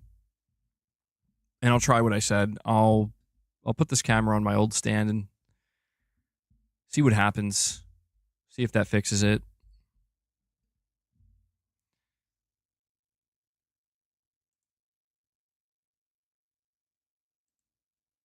Wabu Dude, thank you for the $5 chat, buddy. You're saying, hey, MBG, I remember you mentioned you hadn't played the original God of War games. If the rumored remake is real, will you give them a try? Absolutely. Yeah. Well, I did play the original God of War games. I just didn't beat them. I never did play God of War 3. That one I didn't play. But the first one I did play. The second one I did play a bit of, but I never beat it. And I do need, it's like one of these things where it's like, man, I gotta eventually like get down to it and play them. But that's why when I hear the rumors of like, oh, they're gonna do a whole God of War remake / remaster for the original trilogy, that's very, like, that sounds very enticing to me and very exciting. Like, I would absolutely play if they do like if they want to like remake them one at a time. That would be cool too, and I would absolutely play them. But if they just want to do like a collection or something, where honestly, I mean, people were speculating that it might not be a remaster collection, but instead what they're going to do is they're going to like bring they're going to bring like actual native ports of these games to PlayStation 5 as like classics. Because if I'm not mistaken, the only way you can play these games right now, like the actual remaster collection that was made, I think, for PS3, I think you can only play them through cloud streaming. Pretty sure. So if they do something like that, I'll absolutely be on board. And I also forgot here, we did hit the goal of 25, and I've been trying. I don't know how consistent I'll be able to be with this, but I'm trying my best here. I'm going to drop 5 more member gifts for you guys. It's not letting me do it through the desktop for some reason, so I'm going to drop 5 more gifts as a thank you for getting us to the 25 goal. Just give me a moment here so I can drop these.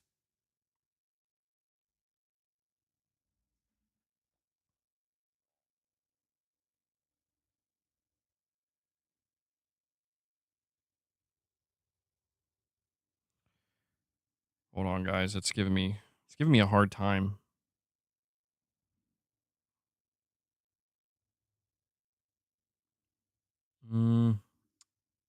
Might not let me do it this time.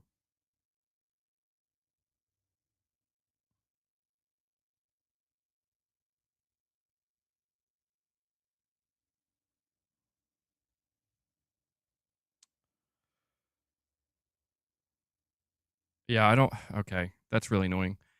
I'm trying to drop 5 membership gifts for you guys. It's like not letting me. I don't know why. Is there Maybe I could ask Mrs. MBG if she's able to.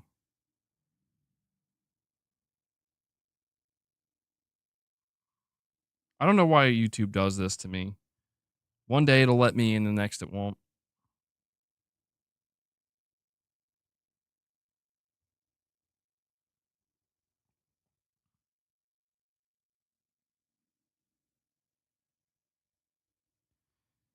What a chaotic stream, man. So I don't know. How do you guys like cameraless MBG? I don't know. It's so strange to me. I'm not like because the camera's still in front of me and I feel like it's on, but it's not, or at least it's not working. Don't know about anyone else, but I've been having your page crash about once an hour. Okay, Adama the Dragoon, bro. Is this? Do you watch other streamers? And if so, does that happen when you're watching them? Because, dude, that's happening to me too. Like, I'm really starting to wonder what the F is going on, man. Every hour, yeah, my whole page crashes.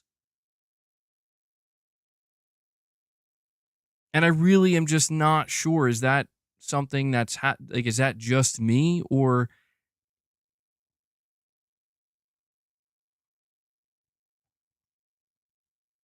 Dominic, you're saying it's only me? The recent YouTube update has been total ass. Yeah, I can't determine if it's and as I said that, it crashed. Holy shit. That's crazy.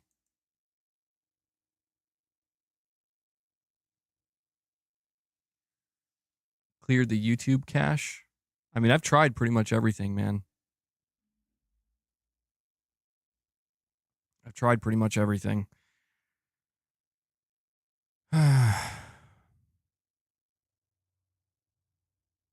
When you say clear the YouTube cache, I mean, I'm streaming. I'm on Chrome. I cleared the cache. I cleared my Chrome cache. Is there something else that I need to clear out?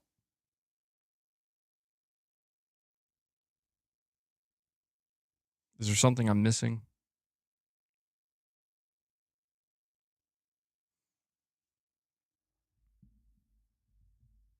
It's very frustrating, you know?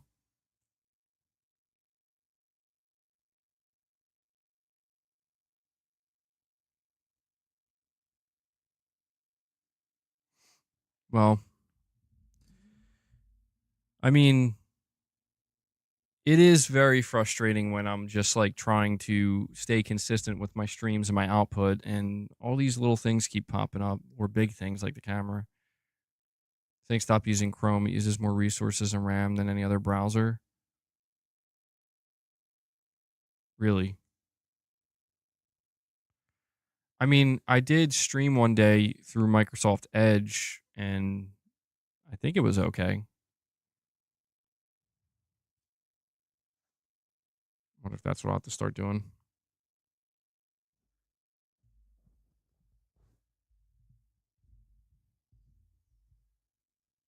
Why is Chrome like that? Why does it use up so much resource?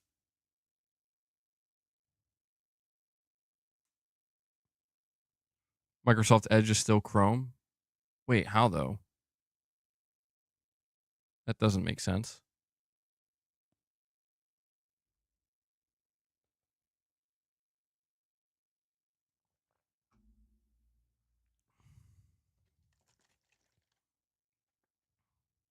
It's Chrome based. I want to check something real quick. See if I can find an alternative way to drop you guys membership gifts. I really am trying here and it's just not letting me.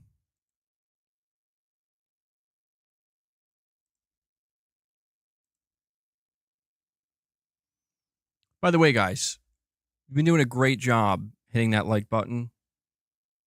So thank you for that. Continue to do so if you haven't. We're very close to 200 likes. Okay, It's still not letting me. I, I swear, man. Sometimes YouTube can be like just unbelievably frustrating.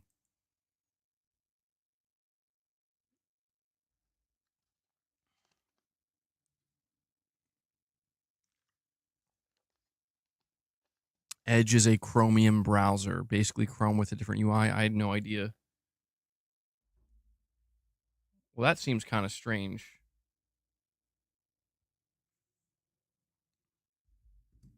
Chromium browser. Well, I mean, so like, what browsers would be totally different? I mean, I hear about like Opera GX, but I don't know if they're actually good or not.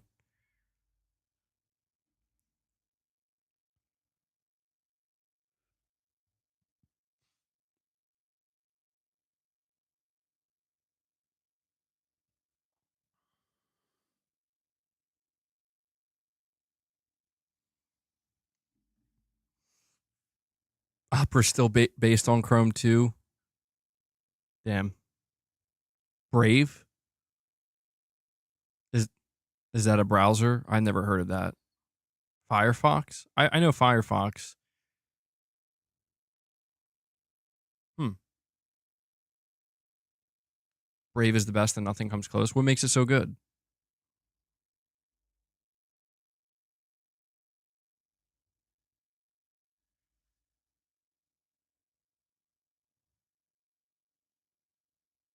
Wait, you're saying that browser blocks YouTube's ads? Hey, well, that hurts me. No. How is that possible though? That sounds like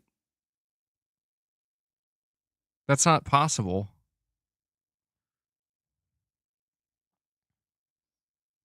It's based on Chromium, which is a derivative of Chrome, but it's really good. Good for privacy. Brave has a built-in ad blocker and a custom non-Google search engine. Yeah, I've never heard of this. That's fascinating.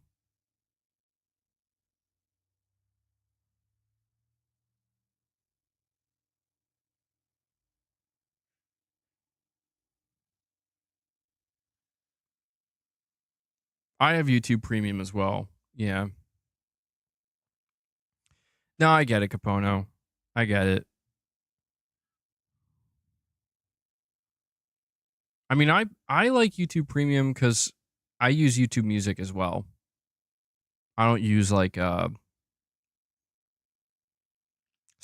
or anything, so I feel like I definitely get enough value from Premium. Where between all I watch is YouTube. Well, it's not all literally all I watch, but I mean, I watch it a lot. I watch YouTube a lot. I scroll through YouTube a lot, so it's justifiable there. But also the fact that I use YouTube Music, I'm like, okay, yeah, not bad.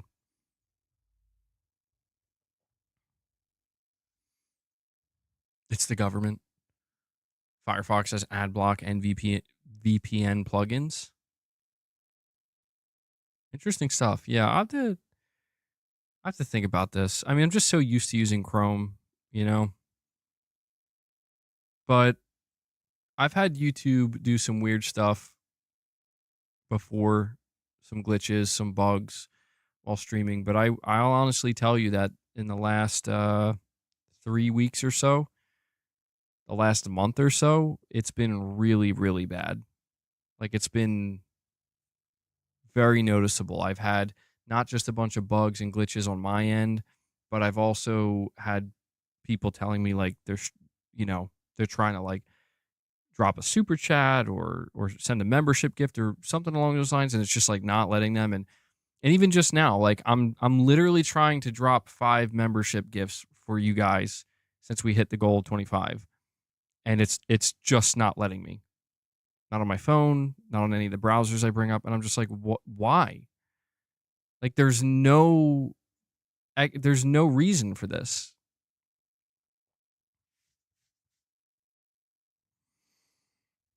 But I'll have to, I guess, well, I asked Mrs. MBG if she gets a chance to see. That's why I'm kind of holding off on ending the stream yet. I asked her to see if she is able to do it, if she can drop 5 membership gifts for you guys. And I'm just trying to wait to see if, if she's able to do that. As I say that, though, Nero comes in and drops 5 membership gifts. Nero, thank you so much for that, buddy. I can go crazy because I'm not on camera. Nero, bro, Nero, 5 memberships gifted. He did it. See, not being on camera has its benefits. My shirt's off right now, bro. Hat's coming off next. Well, technically the hat is off. Now you guys are really... Dude, I'm just waiting. My camera's going to go on at any moment. And that was the day MBG got banned from YouTube. But Nero, thank you so much. Thank you so much for the 5 members gifted, bro. That actually brings us up to 35. 35. So 15, guys. 15 more memberships. We hit a second goal here on this cursed stream.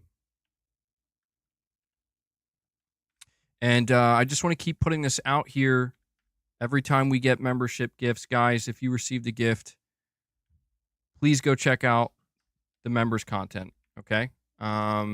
We did almost a 2-hour stream yesterday of Black Ops 6. I was playing with some members.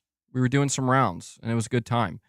There was this one dude, I don't know what his name is on YouTube or on Google, but this one dude was like too good.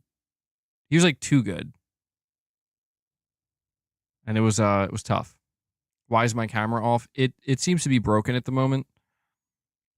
I'm going to have to, when the stream's done, mess around with it, change up a couple things, see if I can fix it. Shems, what's up, man? The camera's not working. The camera's not working. It was working for like the first 2 hours of the stream, and then it just crapped out.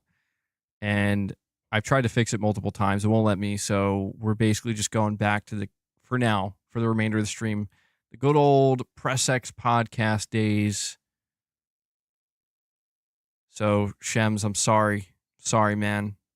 I let you down.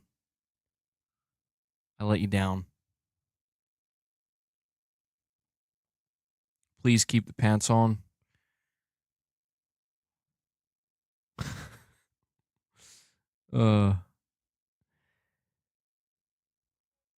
Well, yeah, I'll give it like 1 or 2 more streams to see if I can sort out what's going on with this camera, because the camera seems okay. Like, people keep telling me, like, check to see if it feels hot or whatever.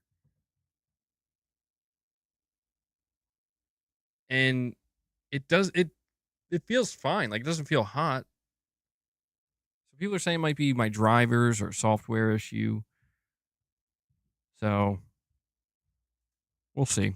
Worst case scenario, I just got to buy a new camera. Did I shut down my PC since the last time I streamed? I did. Would I want the same model? No. Like, that's the thing. I had like a 4K camera I was eyeing for a while, but it's pretty expensive. It's like, I think it's like $300 or something. And I don't even know if I want to come through in 4K, Corey, you're saying unveiling the creepy receding hairline might have gotten your camera hacked as a warning. Yeah. Dude, it's like, is the camera hacked? I don't know. I'd be very disturbed if that was the case. I don't know if it's still $300. Let me go check. Maybe it went down. It's been a while since I've looked.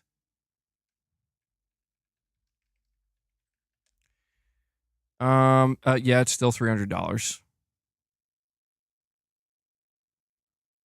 There's this one webcam, the Logitech Brio, but it's like half the price. It's like $150. Is that good? It says it's 4K.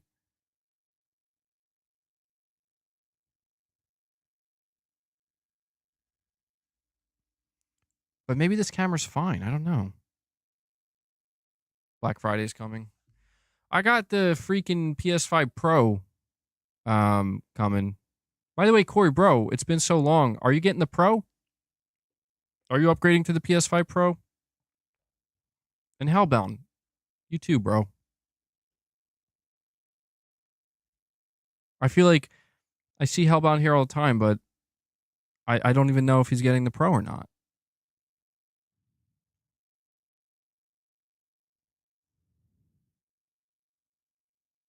We did talk a little bit about Marathon, but we're probably gonna talk more about it tomorrow in more detail. There we go. Thank you, Mrs. MBG. Hellbound, you are getting the pro. All right, cool, man, cool. Mrs. MBG drops the 5 bomb for you guys as a thank you. I will add that to the total since it's Mrs. MBG. We'll add that to the total. So, guys, we're at 40 members. 10 more, and we hit another goal of 50. Really appreciate all the support today. Corey, you're not sure yet. Hellbound, you got the pro and the disc drive. Nice. And Shems drops the 5 bomb. Shems, that brings us up to 45, bro. Thank you so much, Shems.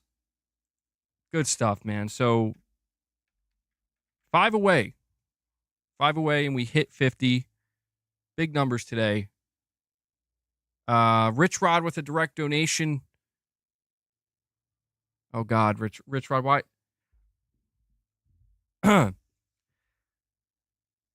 Blankwood, you.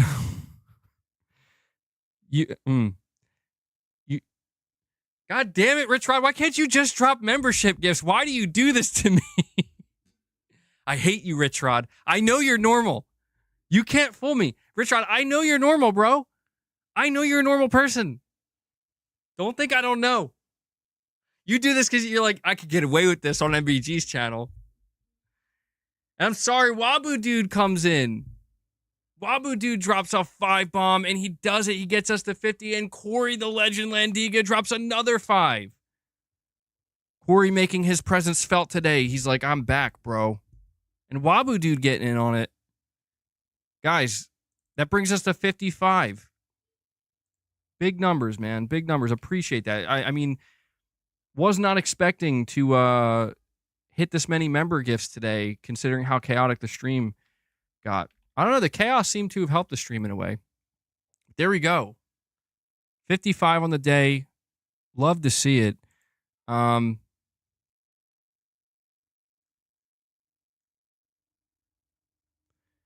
Yeah, so guys, sorry if I sound like a broken record, but if you got gifted a membership, I don't know how many people here just got gifted.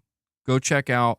Listen, if you're not interested in the Call of Duty gameplay, I'll read it, Rich. Hold on. If you're not interested in the Call of Duty gameplay, we did a morning with the missus where it's basically like an hour and a half stream with me and Mrs. MBG. She's not on camera. I feel like I gotta let people know that because some people, they're going and expecting us to be on camera, but we're not on camera. But we hung out for about an hour and a half. Got a lot of positive feedback on that. So just, if you are a channel member, if you get gifted a membership, please go check that out. Leave it a like if you do enjoy it. I am looking for feedback, if I'm trying to see what people gravitate towards the most, what they seem to like the most. So if there's some type of like piece of members content that you really do enjoy, just do your part by liking it, watching it, leaving a comment with your feedback. And Rich Rod, your direct donation. Dolt Eastwood, you little stinky shower once a week woman. Oh my God. Rich Rod, what are you even saying, man? Your channel sucks. MB Gangsters, stand up. Blank is nasty and leaves jellyfish in the shower. Rich Rod, bro, I don't even know what you're saying at this point, man. Holy hell. Rich Rod, I'm sorry, man. Rich Rod, you gotta get help. You gotta get help. Who hurt you, man? Somebody really hurt Rich Rod. Mrs. MBG says, make sure you guys are still opted in. Sometimes people's expire. Wait, that's a thing that happens?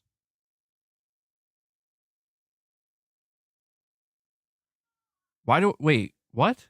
You're saying people who are opted in, they can basically get opted out over time? Is that true?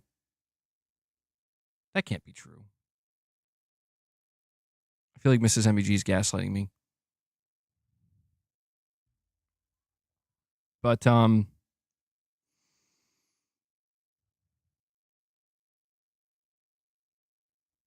you've seen people say that they've had to opt out more than once.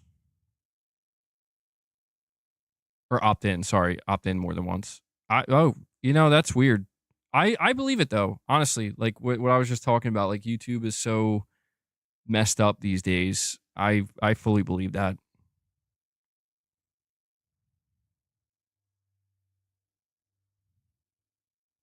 Oh my god, illegal monkey. No. That's so bad. That's that's bad. Apparently YouTube will no longer gift memberships to the same people. Whoa, hold on. What? Nero, where did you hear that? That can't be true.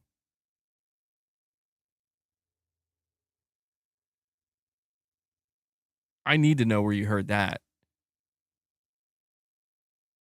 That would be a huge change to how membership gifting works.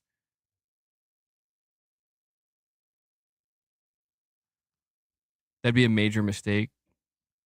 That's what you heard on other channels. Not sure it's true. Let me go back here and see who got gifted. Now I'm curious. Is there anybody here right now that received a membership gift today and it's not your first time? Because I'm not going to lie, I'm looking back. I'm not recognizing any of these names. I'm not seeing a single name that looks familiar to me for people who are getting gifts.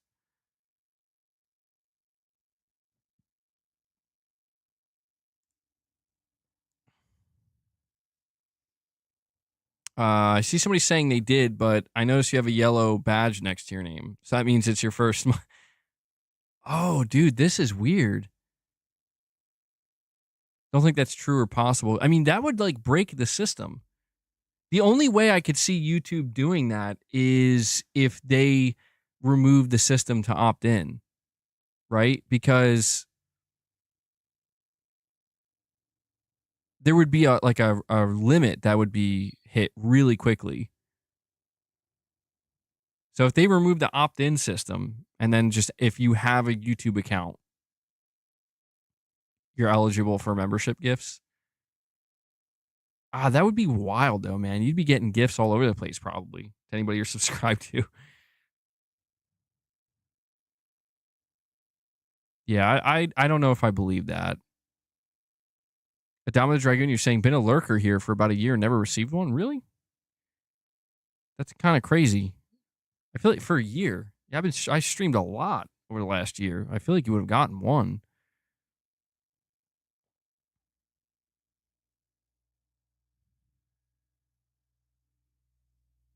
Leo, you just noticed the old man MBG up there. Yeah. Yeah, that's going to be me. And my God, is that really what I'm going to look like when I'm old, though? Shit. I mean, how old would I be based on this picture? Like at least 65, right? 60? Rich Rod says, "Don't you want to act like a sucker with blank blank? Then I will treat you like a sucker.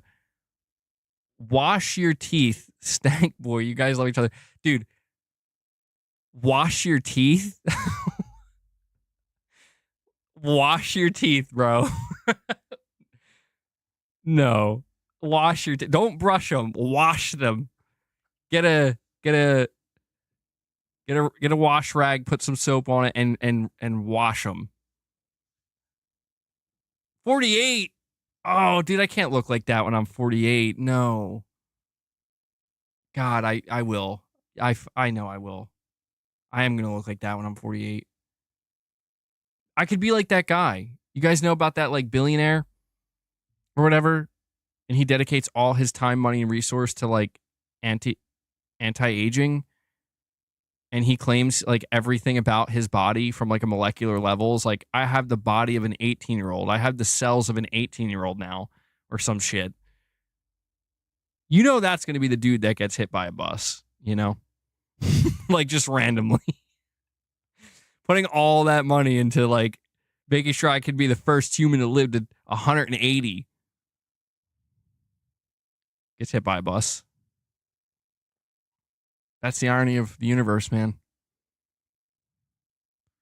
Because he's draining all the blood and DNA from his son. Are you serious? Wait, is that real?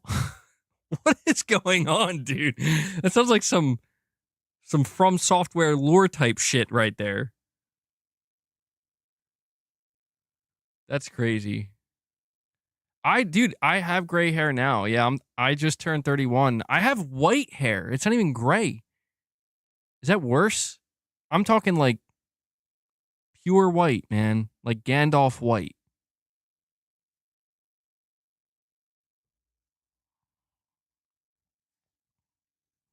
I should probably change the hold on. I've been playing this uh this Silent Hill stuff forever now. I'll put a different video up. What would be cool? What would be a cool video to put on? It's probably nothing cool to put on, man. Um hmm.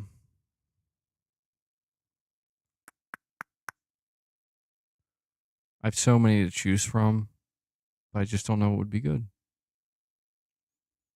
Herman Holst opening speech. Wait, what? Um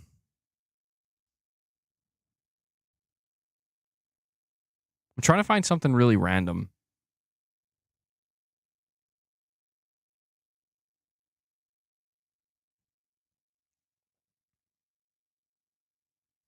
Metal Gear remake.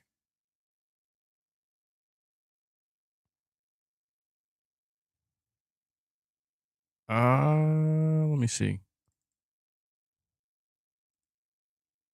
Why is it so small? It's appropriate with Kojima, you know. There we go. MBG is unaware that there's very little actual gray hair. It just looks that way by ratio. That's true. That's true. I guess I didn't think of it that way. You guys are asking me to put a Concord trailer on? Come on, bro. Why are you going to do that to me? Concord trailer.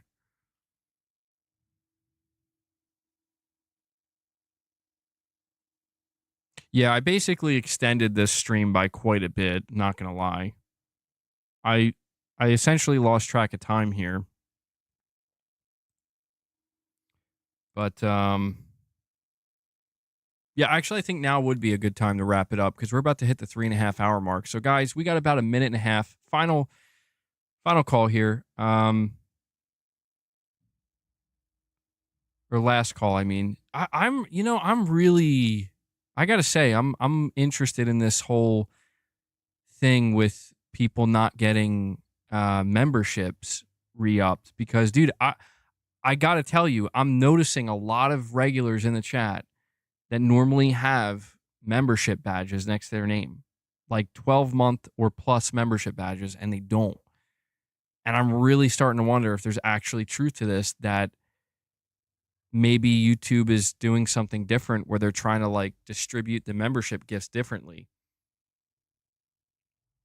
So this is going to be interesting to pay attention to and see if that turns out to be true. But did I manage to get a disc drive with the PS5 Pro? They're completely sold out in Australia. Luckily, I did. Yeah, I have the 2 boxes behind me. I mean, I'm not on camera, but I have the disc drive and the stand, so I'm ready. I'm good to go for when the Pro comes. But yeah, I think this will be a good place to end the stream. Again, I do apologize for the situation with the camera. I'll do what I can. I'll mess around with it. I'll see if I can fix it. And worst case scenario, see what I'm a little bit afraid of too is I'll buy a new camera and then find out that it wasn't the camera. The same issue is going to happen. But people are telling me to update my drivers and stuff. So if this continues, I'll definitely look into that and I'll see. I'll do everything I can. But please check your drivers this time, bro.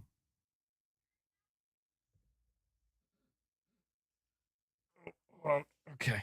So just to be clear, are there specific drivers I should be checking and updating, or is this just like a general like update all your drivers?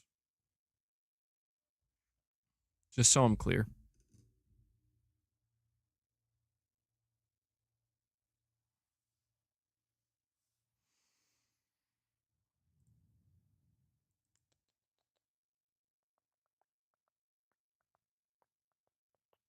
And guys, as you're heading out, hit that like button for me.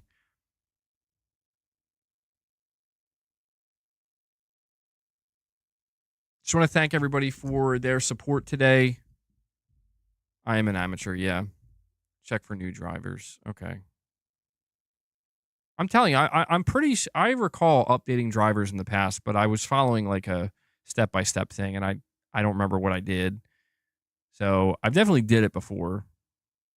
I'll try it after this because yeah, I don't want this to be a recurring problem. But anyway, all right. At this point, I'm just going on and on and on. Guys, thank you so much for tuning in. I did release a video earlier. If you didn't check that out, make sure you go check it out. Again, if you're a member, go check out the members content. I want to thank everybody for their support. We hit 55 members today, which is awesome to see. Really, really appreciate that support, guys. I can only do what I do here because you make it possible. So big shout out to everybody who dropped any membership gifts, dropped any super chats, or dropped any direct donations, except for you, Rich Rod. Except for you. Rich Rod, I swear to God, the next direct donation better be normal, or I'm just going to ignore it. It better be normal. Rich Rod, I want your next direct donation to be about Mark Cerny. Okay? How about that? Mark Cerny. All right. That does it, guys. Also want to give a shout out to Devil Shooter. He does the timestamps for the streams, and he does a great job. So, Devil Shooter, thank you so much. If you guys see him in the comments, show him some love. Give him some thanks. It will never be normal. All right. And I don't know if this is going to play or not. I want to... Okay, it didn't show. I'm going to have to mess around with what's going on screen right now. All right, that does it. Guys, enjoy the rest of your day. I will be streaming again tomorrow. We'll have a new set of topics. It seems like we're going to be talking a little bit more about Marathon tomorrow, but who knows what else is going to come out. So I hope to see you then. And yeah, that does it. All right, guys, take care. I'll catch... It's so weird without the camera being there. I'll catch you in the next one.